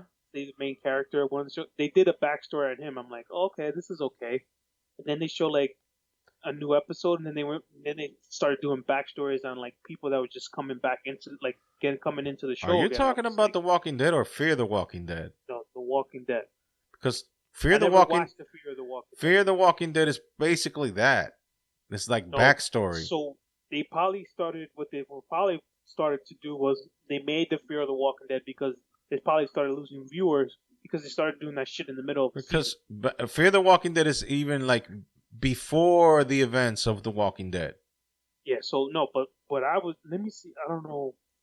I was, but I stopped watching it because it was just like, okay, dudes, now you're getting a bit too much with all these different backstories that you're Uh, telling about characters in the middle of the season when we want to know what the fuck is going on. yeah, that's kind of like the book of Boba Fett. Like the first few episodes started great, and then they started going backstory, and then like, okay, the series is called the Book of Boba Fett. When is Boba Fett going to show up again? And mostly what they did was like, okay, this is going to be 2 episodes of Boba Fett, and then everything to explain whatever the hell happened after the Mandalorian season 2. It's like, okay, this has nothing to do with Boba Fett. This series is called Boba Fett. You focus on Boba Fett. What the fuck I have to do with me? Okay, great. I'm seeing Luke Skywalker again. That's great. That's awesome. I'm seeing Grogu again, Baby Yoda, as people call him. Yeah, that's great. But this has nothing to do with fucking Boba Fett. So it was Lenny James, where they did his backstory in the middle of the fucking season. I don't remember what episode it was, but they did his backstory on how he became to how he got to where he was at that point. Hmm. I was just like, okay, this is cool. One show is good, and then the next day they did the next weekend they did one episode, and then they went back to doing another episode of someone else's backstory. I'm like, okay, you can't be doing this in the middle of a season when something just major just happened, and you're just gonna like tease Mm-hmm. us like this. I was like, Mm-hmm. and then it just started getting like, I'm like, okay, whatever, I'm done. This Yeah, I is get like, it. No, and I no. guess I'm glad I got out of it when I did because seeing that new guy come in, I would have just fell off the show anyway. Like the Negan or whatever his name Negan. is. Negan. Negan. I would have been done anyway. I would just been And like, he oh, started as the main baddie. I mean, even in the comics, he's the main baddie. But yeah, then they did like a babyface turn on him after he was the most extremely violent character of all the damn series. I mean, the way he murdered Abraham, spoilers, and he murdered another dude. He literally beats their brains out. Literally, he beats the brains out. yeah. He So I was just, to that point, I was just like, you know, fuck it, I'm done. no. I mean, look, making a TV series, and especially this fucking long, because this has been on for like what, over 10 years now. Yeah, but I've seen shows that last just as long, but still But have the look, mojo of the show. yeah, but sometimes too many cooks in the same kitchen, sometimes the actors get fucking bored. They're like, yeah, Oh, they finally ended the show. they're gonna. They're gonna. They're gonna end the show, but it So hasn't what they're gonna ended do? yet. The world is gonna be perfect now again? Like, No. I mean, I think they're gonna go with the same ending in the comics. I think. oh, so it was a comic book. Yeah, It's based on a comic book. I didn't know that. Yeah. From Image Comics, called The Walking Dead, and the comic is in black and white. So I guess that's one way they get away with not showing all the gory details. But it's written by the same dude that wrote Invincible, the Prime Amazon Prime series, the cartoon. Yeah, I never watched it, but I heard of it. No, the dude has a fucked up imagination. Let's just say that. I believe it. No. I mean, I've read some fucked up comics in my lifetime, but nothing compares to reading Miracle Man by Alan Moore. That is the creme of the creme of fucked up. that is next level shit of being fucked up. That's like, you read the story and you're like, this is beyond fucked. This is beyond fucked. This is like this is a demented man seeking help from whatever power in the universe exists to cleanse his brain out of all this morbid, fucked up, child molesting shit. My goodness. Like, no, and the dude is basically a god. He discovers that he's basically a god. He's basically a god. And then when the Alan Moore stopped writing it, then Neil Gaiman brought it in. And this Neil Gaiman is, by the way, the guy who wrote Lucifer and Sandman. And this guy has an understanding of Norse mythology like no one else on Earth, to the point that he actually wrote a book about Norse mythology. And this guy just took it to a next level. And then the publisher bankrupted. And then a 25-year battle for the rights of the character started between Alan Moore, Neil Gaiman, Todd McFarlane, and Marvel. And guess who won? Marvel? Yep, because they had the big guns. They had the money. They had Disney money behind them, and they won. They got the rights. They started republishing new stories, and it went shitville because nobody can write like those two.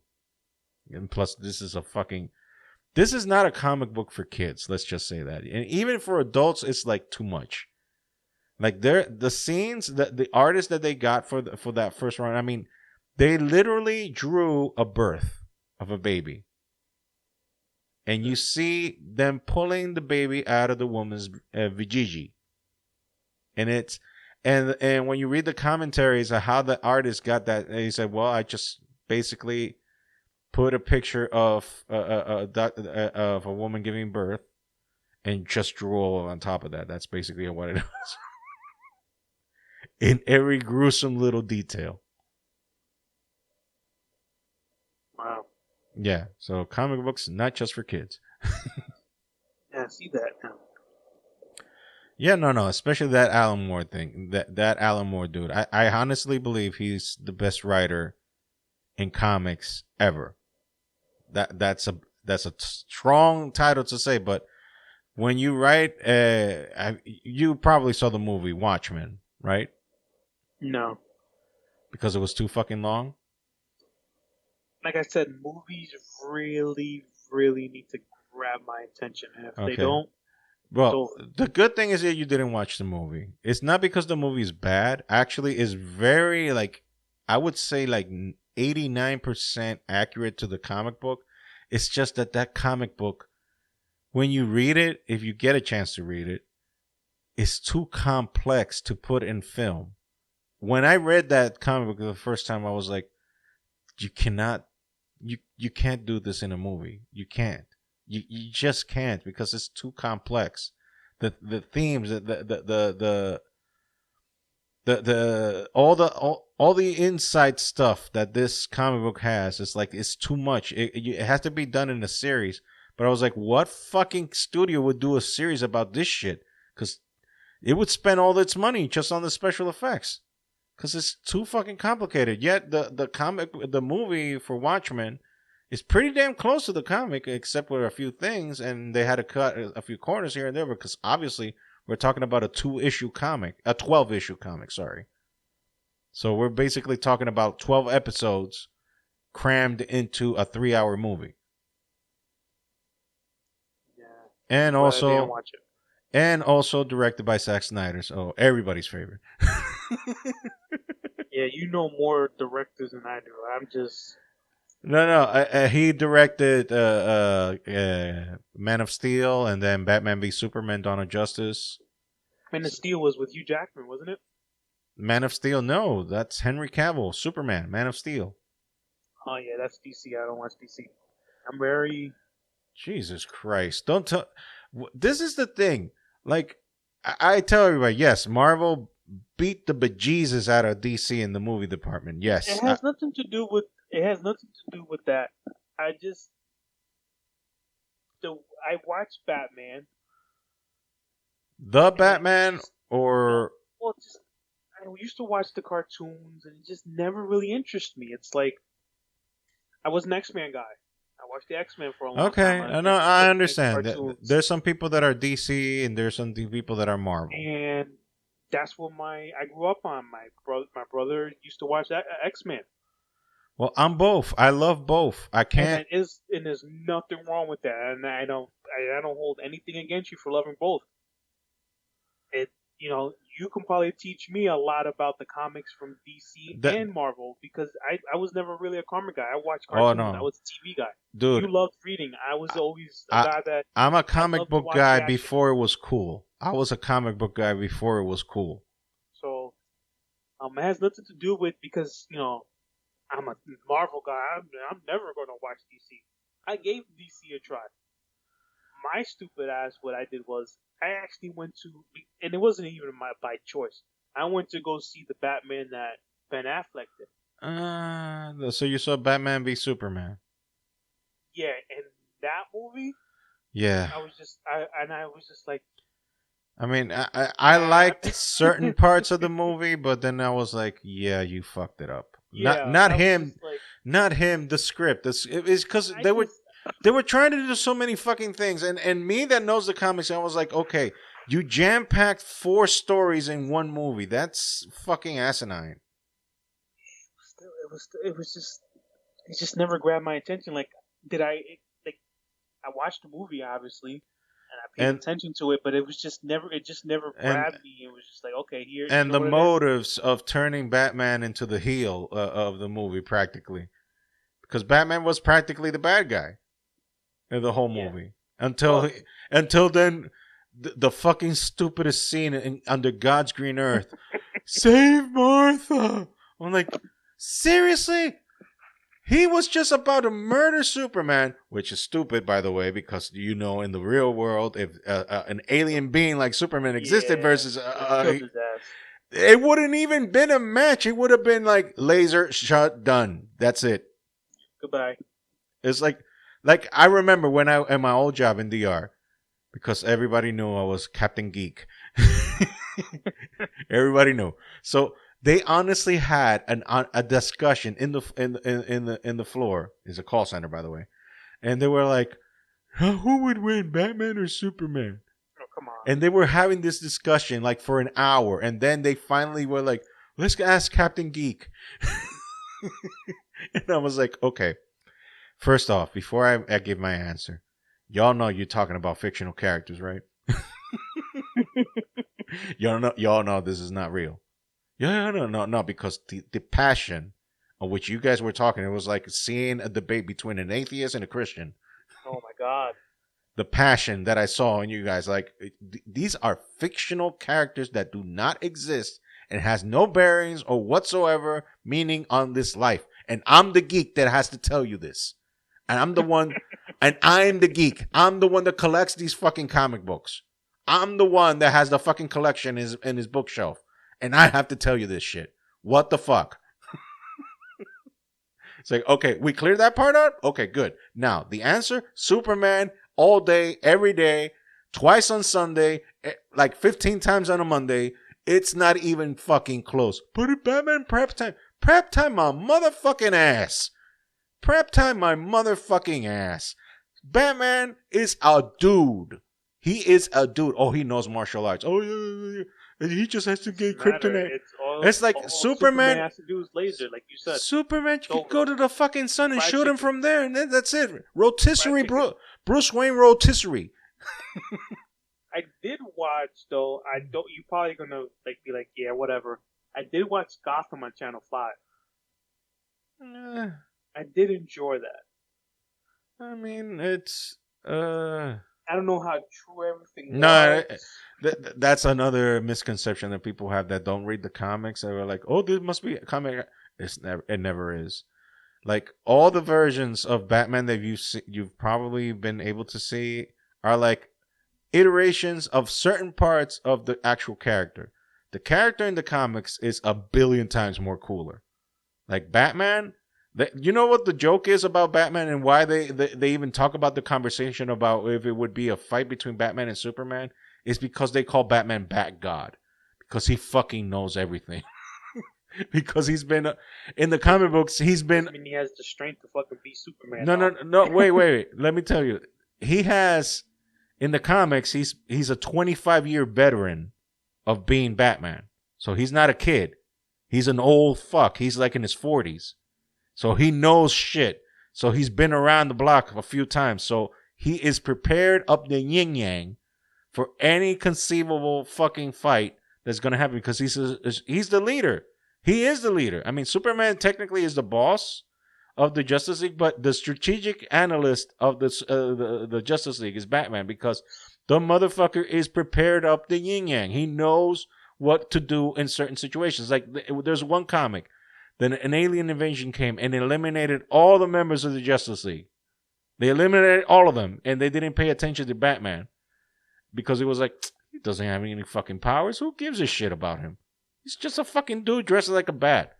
And Superman, they were torturing Superman. And they were talking about that in front of Superman. Superman starts laughing.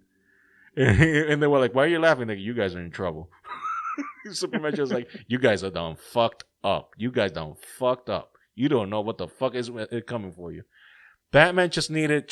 He captured one of the aliens, studied their anatomy, found out what their weaknesses are, and fuck them up. He fucked them up. He fucked them up because that's the thing. Batman is not that he's stronger. It's just that he has this fucking brain. He's like, I'm gonna find your weakness and I'm gonna exploit it. So he'll take the L on the first try. He will always take the L. Always. When he fights you the first time, he will take the L. And he will do it willingly. But it's just that he can study you. He will study you first. So he'll take the L the first. The next time, you done fucked up. You're done. That's it. You ain't got no way of winning. Because he already found your weakness. And he will exploit it. And he will use it. That happens on certain occasions.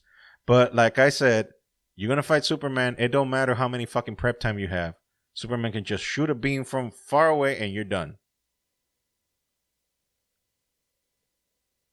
Yeah, I just... So what I like about DC is the mythology because they treat their characters... I mean, some people don't like that, but they treat their characters like they were gods in their stories, you know? That they have a lot of mythology. They have a lot of history, backbone to it. Even in the case of Wonder Woman, I mean, she's basically Zeus's daughter. She's a daughter. She is a half god, or half goddess, I should say. So that's why she's so fucking powerful. And in the movie, they kind of went there. But the first one was good. The second one was dog shit. It was dog shit. The second one, Jesus Christ! I was like, I had to keep a smile on because my daughter was watching, and she loves Wonder Woman. My daughter. So wasn't she pregnant when she did the second one? Yeah. That could be a lot of reasons too. No. It didn't. It doesn't Just matter. The storyline. It was. Oh, dude. Like if you, you watch the movie, the first 30 minutes, you want to shoot yourself in the head. We're like, this is like it gives me the vibes when I saw Batman and Robin in the theater. I just want to like drop acids on my eyeballs and have them melted. Because like, what the fuck did I just see? They only made one Batman and Robin movie, right? Oh, yeah, thank God.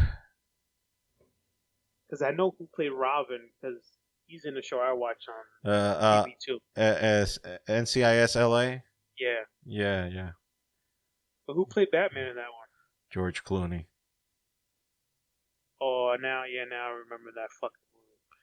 And I don't think I watched it that long either. No. I had to watch it. I do give DC a try. It's just, it fucking fails me all the time. No, that's what I said earlier.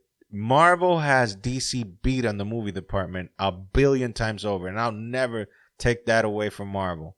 They beat the bejesus out of DC in the movie department. All their movies are 1 billion times better than anything that DC has done.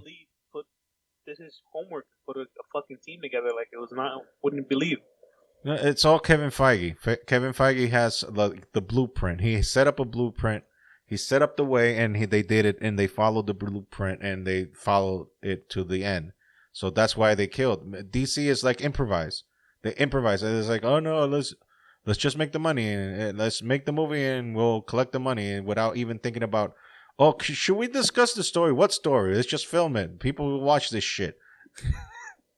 Yeah, but nowadays people are not gonna watch it. No, like there's very few DC movies that like get me excited and pumped up to see it. Like very few.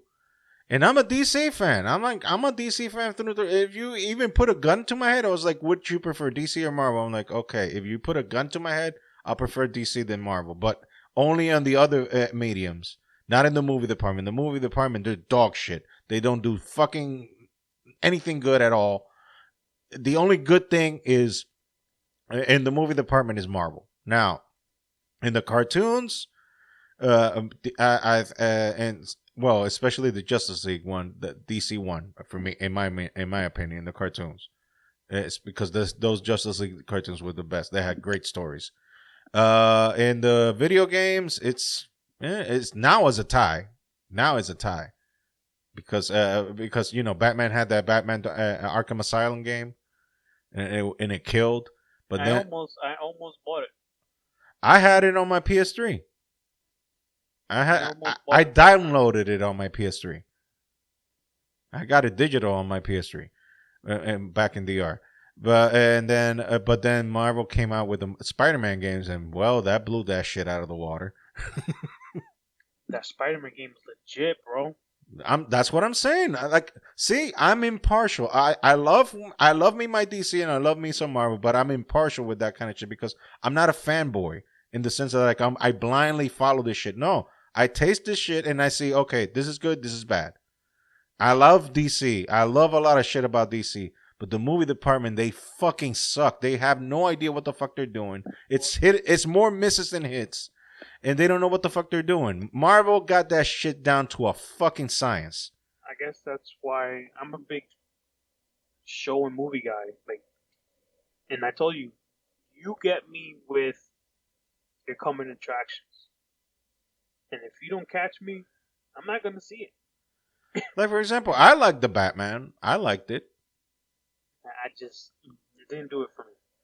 I mean, it was long as fuck. That's one thing. It's nothing against Ben Affleck, because when I watched Ben Affleck... No. I mean, the Batman, the new one. Batman. The Batman, the new one. With Patterson.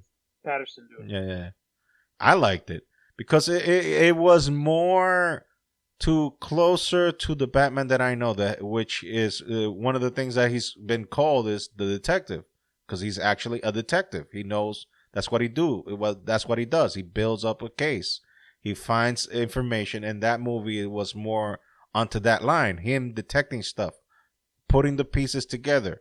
Well, hopefully, someone got it the fuck together in DC era over there. No, the dude. Hey, you know who wrote and directed that movie? Matt Reeves, and he directed all the Planet of the Apes movies, the recent ones. And those were fucking good. So he did his homework and he did it well. It's just that movie is not everybody's cup of tea because one, it's long as fuck. It's long as fuck. And the second thing is it's a slow burn because you're expecting like, oh, action because it's Batman. Yes, he beats the shit out of a couple of people here and there, but that's not the motive of the story. The motive of the story is setting up how to build this thing that he's investigating. And you kind of know who's already doing it, but because you read the comics and you know who the Riddler is. But if you're watching the movie like from fresh eyes, this is a very interesting movie in terms of like an investigator investigating something and finding out the clues. And it has a lot of good action pieces here and there, but it's more of a slow burn. It's more like an intellectual movie, you know? Well, maybe he's building it up for part 2. Yeah. Yes, they are. There is going to be a part 2, but this Batman, they already said this is a separate universe. It doesn't have anything to do with the other movies. And it's not that he's replacing Ben Affleck. It's just that this is a separate Batman and it's a separate thing. It's its own thing. It's its own separate thing. And I think that's the best call because DC, they tried the whole universe building thing and they failed miserably. It was a miserable fail. So what I think that they should do is just, do independent, separate pieces. But for the love of God, do a fucking good movie, for God's sake. Not a piece of shit. And don't try to make movies just for cash grabs like they've been doing. Like, for example, I know you haven't seen, you already expressed your opinion about DC. But fuck. Green Lantern. What a fucking piece of shit. What a fucking steaming pile of dog shit. Dude, that's like, it's fuming. It's such a fucking piece of shit. Jesus Christ. This is the worst. Like, and I like Green Lantern. It's basically like Space Police. It's like Star Wars, but with Space Police in DC. It's like, it was supposed to be that, but no, they done fucked it up. They done fucked it up. And how can you fuck that up? I was like, it was a layup. You just follow the stories. And the last one was in 2011, right? Yeah. No, I don't think they'll touch that. I think they're gonna do a Green Lantern series, but for HBO Max, they're gonna do it for that. Yeah, because DC is now gonna centralize all their characters and do series on HBO Max. They're gonna start trying to do what fucking Marvel did. Yeah, I mean, even they're even gonna do a Gotham series based on the Matt Reeves movie of the Batman. So this dude that played the Penguin, he's gonna be in that series. Which the last Penguin I remember was Dan DeVito. No, this dude is Colin Farrell. You know who Colin Farrell is? Yeah. Well, they put so much makeup on him, he's unrecognizable as the Penguin. But it's perfect. It is like you can't tell it's him. You really can't tell it's him. And his performance, he got the Italian accent down to a T. He's speaking in an Italian accent. Damn. He got it down to a T. Like they made him fat too. Yes, they made him fat, and he got this New York Italian accent. You know how the New York Italians speak? Yeah. He got it down to a T. It was perfect. His performance, I was like, if this motherfucker don't get an Oscar for that performance, something wrong with these motherfuckers. Something wrong with them. Because this dude did an awesome performance. Like, they should give him, like, for supporting actor, something like that. Because, Jesus Christ. He crushed it. He nailed it. It was wow. No, I can't praise him enough. And he's unrecognizable. You can't recognize him. Like, you're probably Googling the pictures right now, right? Yeah, of course. What do you think? And you're looking, and you're like, no, this is not Colin Farrell. Right? You can't see it. If you didn't tell me who it was, I would have never guessed who it was. Like, and he even played pranks with people on the set. When he came out of the first time he came out of the makeup chair, he started talking with people, and it was like, oh, and people were like talking to him, and even cast members, and everyone was like, and everybody asked the director, who the fuck is this? Oh yeah, that's Colin. They're like, oh yeah, that's Colin. I'm like, bullshit. That ain't fucking Colin Farrell. Like, yes, it is. They put a lot of makeup and made him fatter. Yeah. I think he said it was like 3 hours. I think that's what they do for what's that movie with the blue people? I forgot the name of it. The blue people? Yeah, they're blue. Oh, Avatar. Avatar, yeah. What's her name? Zoe? No, not Zoe. So it's Zendaya? Yeah, she put on her Instagram how long she's been. No. Because the Avatar is CG. What you saw is probably Guardians of the Galaxy when she has to play Gamora and they have to paint her green. The green stuff. Yeah, she says she sits in that chair for a long freaking time. Yeah, she can't eat anything. She can't do anything because they have to put the blue on her lips. Mm-hmm. I mean the green on her lips. Mm-hmm. Yeah, but like I said, I'm at the end of the day, I'm a big movie and show guy, and DC just never did it for me, and that could be just because I grew up on X-Men and I just was just naturally to a Marvel fan. I don't know. I always had love for both, always, because like, for example, my Trinity, the three main heroes for me has always been Superman, Batman, Spider-Man. Spider-Man is always there because Spider-Man is like the mega geek, the mega nerd. Like and like when he's Peter Parker, especially in his teenage years, he was a mega nerd. And Superman, I always liked Superman because he wore glasses. And guess what I do? I wear glasses. You do? Oh yeah, I do. And Batman, well, just the smarts, the smarty department. I just like that he was more cerebral than. But don't get it twisted though. The dude can go when it's fighting time. I don't think I can name the top three. I mean, I like a lot. I like following their stories. I mean, like I said, I always watched X-Men. So if I had to pick maybe like one out of the blue, Wolverine. Wolverine. Mm-hmm. Especially was it the Phoenix one when he had to go kill her, but she was burning, so he was the only one that was able to kill her. Oh, you're talking about the movie. Yeah. Because since his body can regenerate almost instantly. Instantly, he was the only one that could do it, and he loved her obviously because that did not happen in the comics though. The one that got to kill her was Cyclops. I figured. I mean, like I said, I was never a big comic books fan, so. Yeah, Cyclops was the one who killed her. This whole podcast is probably going to be a lot of learning for me. A lot of the comic This is books. like geek education by Fat Geek. Because you're giving me a lot of the background story of a lot of the things that I watch and I don't understand. So, well, not that I don't understand. It's just if it doesn't interest me, movie wise, I'm never was a reader. I just never read. I don't know. That's how I learned how to read in English because of comic books. Because I was first raised more in DR than I was here, so Spanish is my first language. Then English I learned like watching TV. Basically, me and my brother, we learned watching TV, and thank God we had cable in DR, so we can continue watching TV in English. And we continued speaking amongst just me and him, talking in English, and we kept the English running because of that. So it was like our special language because the parents Yeah. didn't know how to fucking speak it. So it was like, okay, our Morse code. So we we talk English all the time. Every time we were at home, we just talk English all the time.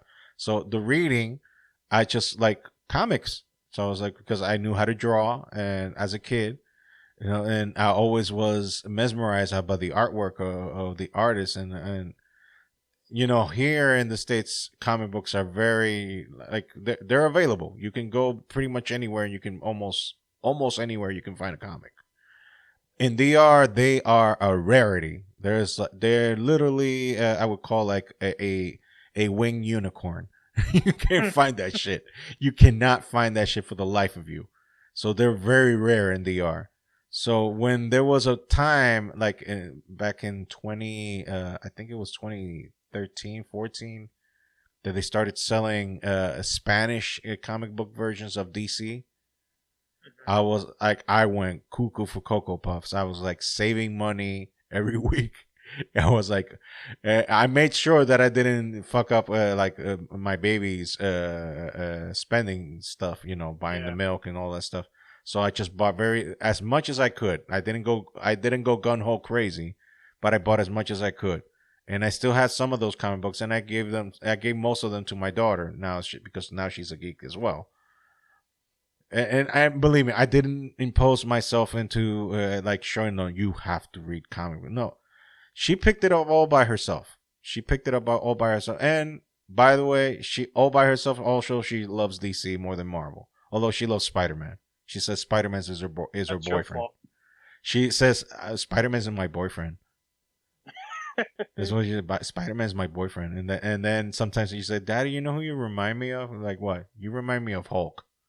Like, I don't know how I should take that. You don't want this scene to be angry. Really, I don't know how I should take that. No, Daddy, it's not because of the anger. It's because you're big like him. He was I like, still don't know how to take it. he was like, okay, so, but he has biceps. He has muscles in his stomach and his chest. He has pecs. He has like the side muscles that come out of from the underarm. I only have fat. I only have fat. All I have in my whole entire body is just massive amounts of fat. That's all I have. It's like good Dominican food, man. Yeah, and she was like, "No, but you look like him." And I was like, "Again, I don't see the compliment here." But thank you. Just take it as a compliment. I don't see the compliment here, little girl, but I'll take that as a compliment, I guess. I mean, you're practically calling me a green giant ogre. She didn't call you Shrek. She called you Hulk. Yeah, whatever. And she always goes, "Daddy's strong like Hulk." When she was smaller, she was like 5 or 6. She always go like, "Daddy's strong as Hulk." See, take it as a compliment and walk away, sir. Yeah, that's what I was like. Yeah, I'll take that win. And my wife, like, she didn't mean it. And I was win. Like, shut up. You're not helping. Like, shut the fuck up. You're lost. You married me. So that's that. Let's speak about how that reflects on you. You married my fat ass, and I was fat. You know what you were getting into. Exactly. She was like, "No, you bamboozled me." Like, bullshit. Like, you can see me from a mile away, for fuck's sake. You knew what you were getting into. Don't give me that shit. That and you said you were fat, and she knew what she was getting herself into. I know she wanted all the love and. No, she is referring for other stuff that we will keep it PG and will not mention. Oh, okay. At that point, we're just gonna skip over that conversation.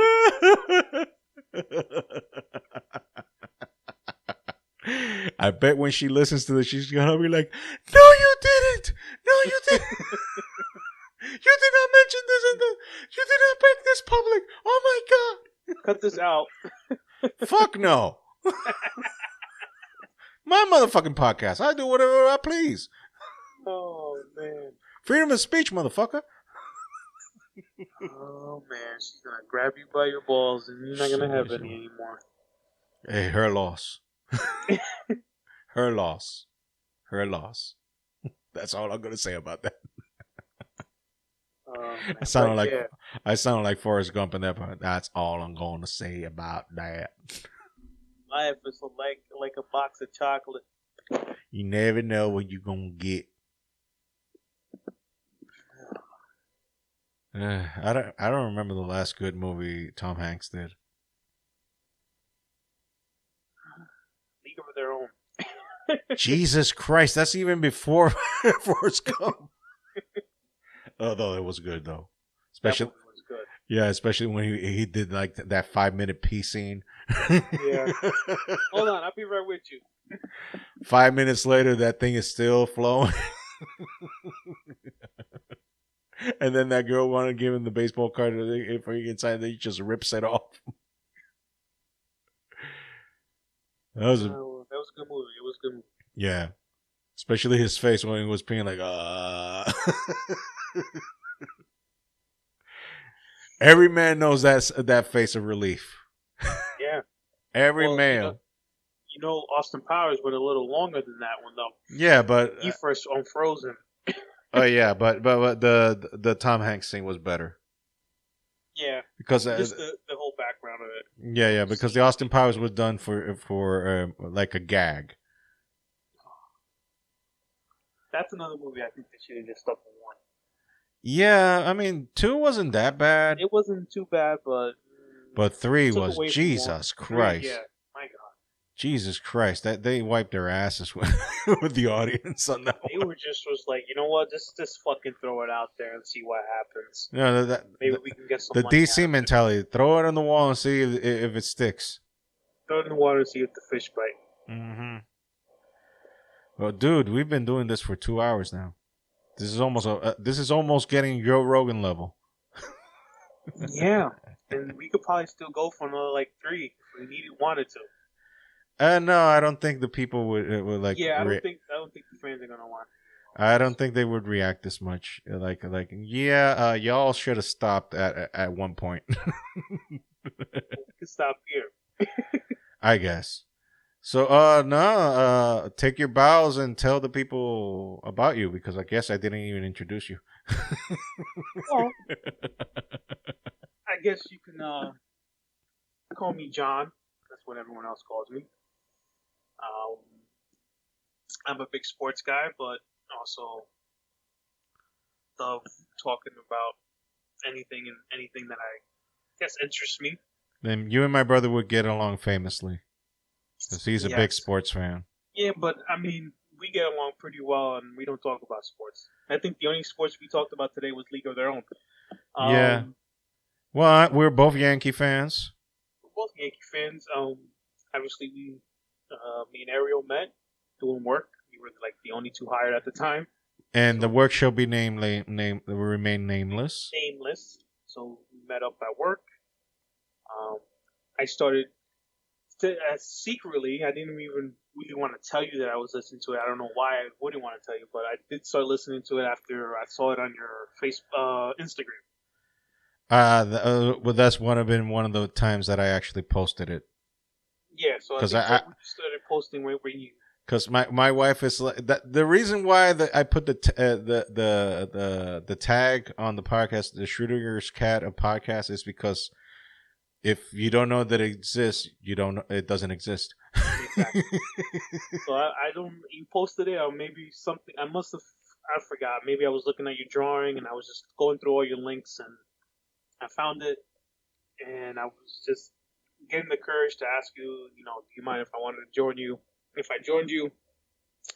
Oh, I don't mind. I really need someone to talk with, because apparently every time I go out this alone is like snore fest. No, I mean, like I said, I learned a lot from your podcast, so I was glad you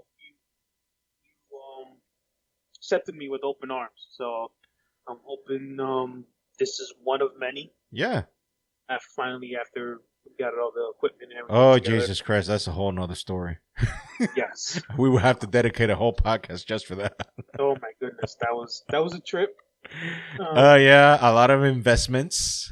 I mean, it wasn't too bad, but But we It's something. finally It's a hobby. finally got it running. We finally got it Finally got running. it running. You figured it all out. It's a good investment for a good hobby. I'm hoping, like I said, one of many.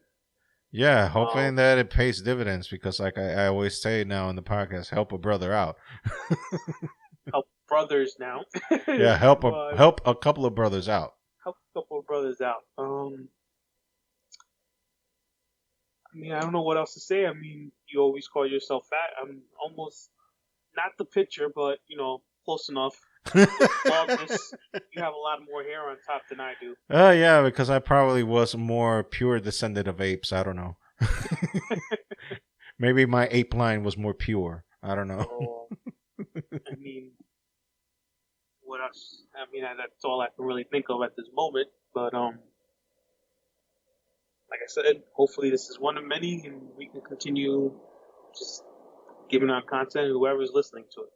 Yeah, no, I mean, there are people out there that, I mean, apparently they are people out there that listen to this kind of stuff. So I guess this will. So yeah, I didn't know. I didn't know if I wanted to tell you. If I wanted to tell you, I didn't want you to be different on your podcast. I just wanted it to be you be you. No, that's all. I will always strive to be just me because I've had enough of bullshit in life. So I'm trying to be devoid of bullshit in general, both for myself and others. Like what you see is what you get, and that's it. If you don't like it, other people live in the other side. Yeah, and like I said, I just didn't want you to, I don't know, change like the way you talked or anything. No, So no, that's no. why I kind of stepped back to say, you know what, I'm not gonna tell them that I listen to it. I'm just gonna listen to it. I literally, like every weekend, every Friday, Saturday, we eat out. Instead of cooking, we eat out, and I will literally listen to your podcast on the way of picking up food, and because it's always like a half hour, like 15 minutes there and 15 minutes back. So that was my podcast day. Well, this one you're gonna have to take some time to listen to this one. You're gonna have to take some time. This one, yeah, it's. You're gonna have to take it by bits. Yeah, I might just, maybe I'll play my Switch and just throw it on and just make sure I don't sound like an idiot. Because I never really liked listening to myself speak on the way back. Oh, don't worry. I suffer from that constantly. I don't like my own voice either. Especially when work to be unnamed forces us to do that. And yeah. I cringe. Well, I won't touch that. I won't touch that. Anyways, thank you for sharing yourself with others here and to the brave few that listen. Me, and hopefully, like I said, more to come. Yes. We'll try to keep it on the shorter side next time instead of running over 2 hours. Hey, I mean, if Joe Rogan can do 4 and 5 hour podcasts, why cannot we? Well, we don't have the audience, that's why. Yeah, and like you said, the few or whoever is listening might not want a long ass podcast. Like yeah, they probably like the condensed version that I do, like those 24, 25, 27 minutes. I think the longest you ever had it was like 40 minutes. No, I've actually had an over an hour one. Well, I didn't listen to that. No, because those are way back in the DR days when I had my friend Alfred, which is a like-minded spirit that has very dark humor, and we just started spewing stuff that even my wife was like, "You all need Jesus. You all need Jesus like quick." Well, I'm going to keep it on the lighthearted stuff. I'm not going to be your friend, but hopefully I give a different view of things. Okay. No. I mean, I welcome different views. I welcome that because the world is not like a square peg trying to fit a round hole in a square peg. People are different. People have different thoughts. People have different ideas, and I welcome that. That doesn't mean that I'm going to have to conform to everybody else. And I'm not asking people to conform to me either. I'm just asking, like, y'all listen, keep what you like. What you don't like, you can ignore, and that's it. Yeah, I mean, it might be a lot of skipping on this one. We just started out of the gate and didn't even do an intro. Yeah, yeah. So, I don't know if you want to do one now. Just, just say want to do it No, with me. no. You know what? I'll just leave it as is and let people figure it out. I'll put the intro on the description of the podcast, and that's it. I'm lazy. It's okay. It's okay. I'm lazy too. I had a lot of laboring this weekend, but I was glad I took the time to say, you know what, 5 o'clock, we're going to do this, and it was all worth it. Well, glad to hear that you enjoyed it. This would be hopefully the first of many podcasts. Yes, if you want to keep me around, you might want to be like, you know what, this guy's a piece of shit. I'm not even going to talk to him anymore. You know, I'm going to delete his number and block him. Not heading that way. But we'll see how this one goes, and we'll go from there. Yeah, I mean, we'll make sure we keep it on the shorter end. Yeah. Like try to not put. too, Yeah. Just go like an hour, maybe. Like an hour or maybe even shorter, if, depending on how the people want to. Yeah, no, because we were just shooting the breeze and we didn't have like a specific subject. I try not to go with a specific subject because it always feels like forced, like like I just hear. Gotta stay on. Yeah. Yeah, no, and I hear James Earl Jones' voice. This is CNN. Oh, yeah. like I'm trying to fucking give you the facts and the news. Like you got fucking other ways to find out the fucking news. You don't fucking need me to tell you or regurgitate the same shit you already know. What we might need to do is just do like a record an intro and just throw it on the because the way this one went, we just started right off the bat. Yeah. Like, hey, remember Martin Lawrence? Yeah. No, that's exactly that is exactly what happened with me and Alfred. I mean, the best part of that time that we recorded together actually happened before I even started recording. And he was like, you know what? We should save these things for the actual podcast and not just talking shit. And it's like next time, just start recording right away when the recording starts, and no intro or anything. Just start talking. Well, this is how this one worked out. Maybe it'd be good for us just to do it anyway. Just start talking. Well, John, thank you for sharing yourself with the good people that are listening. This is thank you for having me. The first of many that will come, and hopefully this venture will grow and be something that people will actually enjoy. Hopefully, keep our fingers crossed. Yeah, we should probably invite other people, other co-workers from the place that shall not be named. Yeah, I mean that would be interesting. Yeah, but not talking about work because then. No, we would. Because it's hard enough to schedule a meeting between all of us afterward to meet. I don't know if this podcast and then hard enough for us we would probably get unalived from that current position. And right now, as tight as things are right now, I don't think that's recommended. I think we keep it to us and see how it goes. Yeah. Well, sir, thank you so much for your contribution to the cause of the Husky Barbus. Because we're gonna, as you said, how do you said it the last time we talked about that? It was like, you told me I didn't have enough beard. Well, you're growing one now, so it's almost gonna be gone though. No. Then we can't have the name then. Because you qualify on one part right now, the Husky, so we need the Barbu. Well, believe me, I give it about a week, it'll be Barbu again. My hair grows a lot faster in my face than it does on my head, and I got a skinny, shiny part right through the middle. Yeah, I have the same problem. My facial hair is like Wolverine level. Yeah, it's crazy. It's like I shaved yesterday and I already have a 5 o'clock shadow. Yeah, I'll cut my hair tonight if I can get to it. If not, then it is what it is. I'll go another week. Mm-hmm. My barber is my wife, so it's just tea trimmer. It's over. Interesting. Yeah, I haven't seen a barber in like 10 years. No, I just let my hair grow. Like when the pandemic started, I just let my hair grow, and I had long ass hair. Before up until last year. Up until last year, I had long ass hair. Yeah, start looking like Bozo.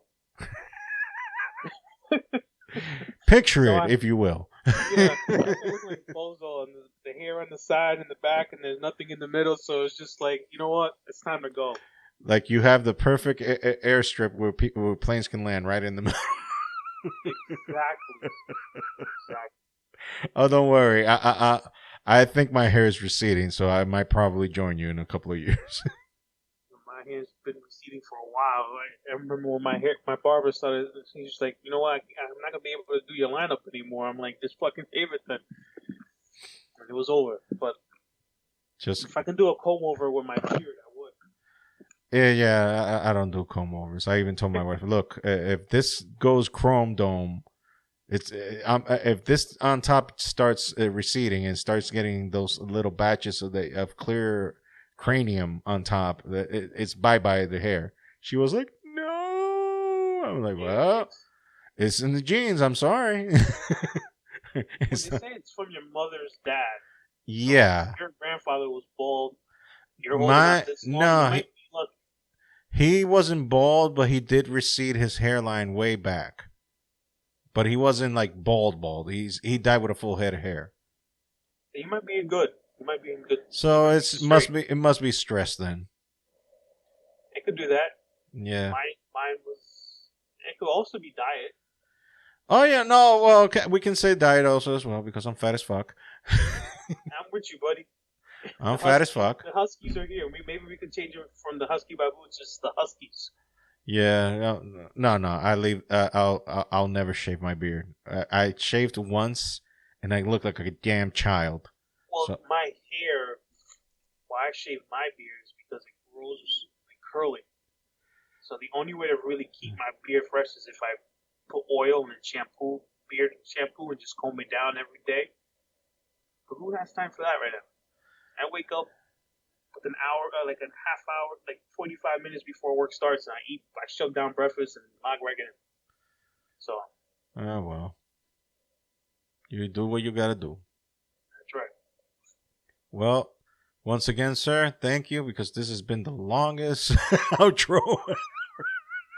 It's okay. The longest outro ever. But it's a first show to many greats, hopefully.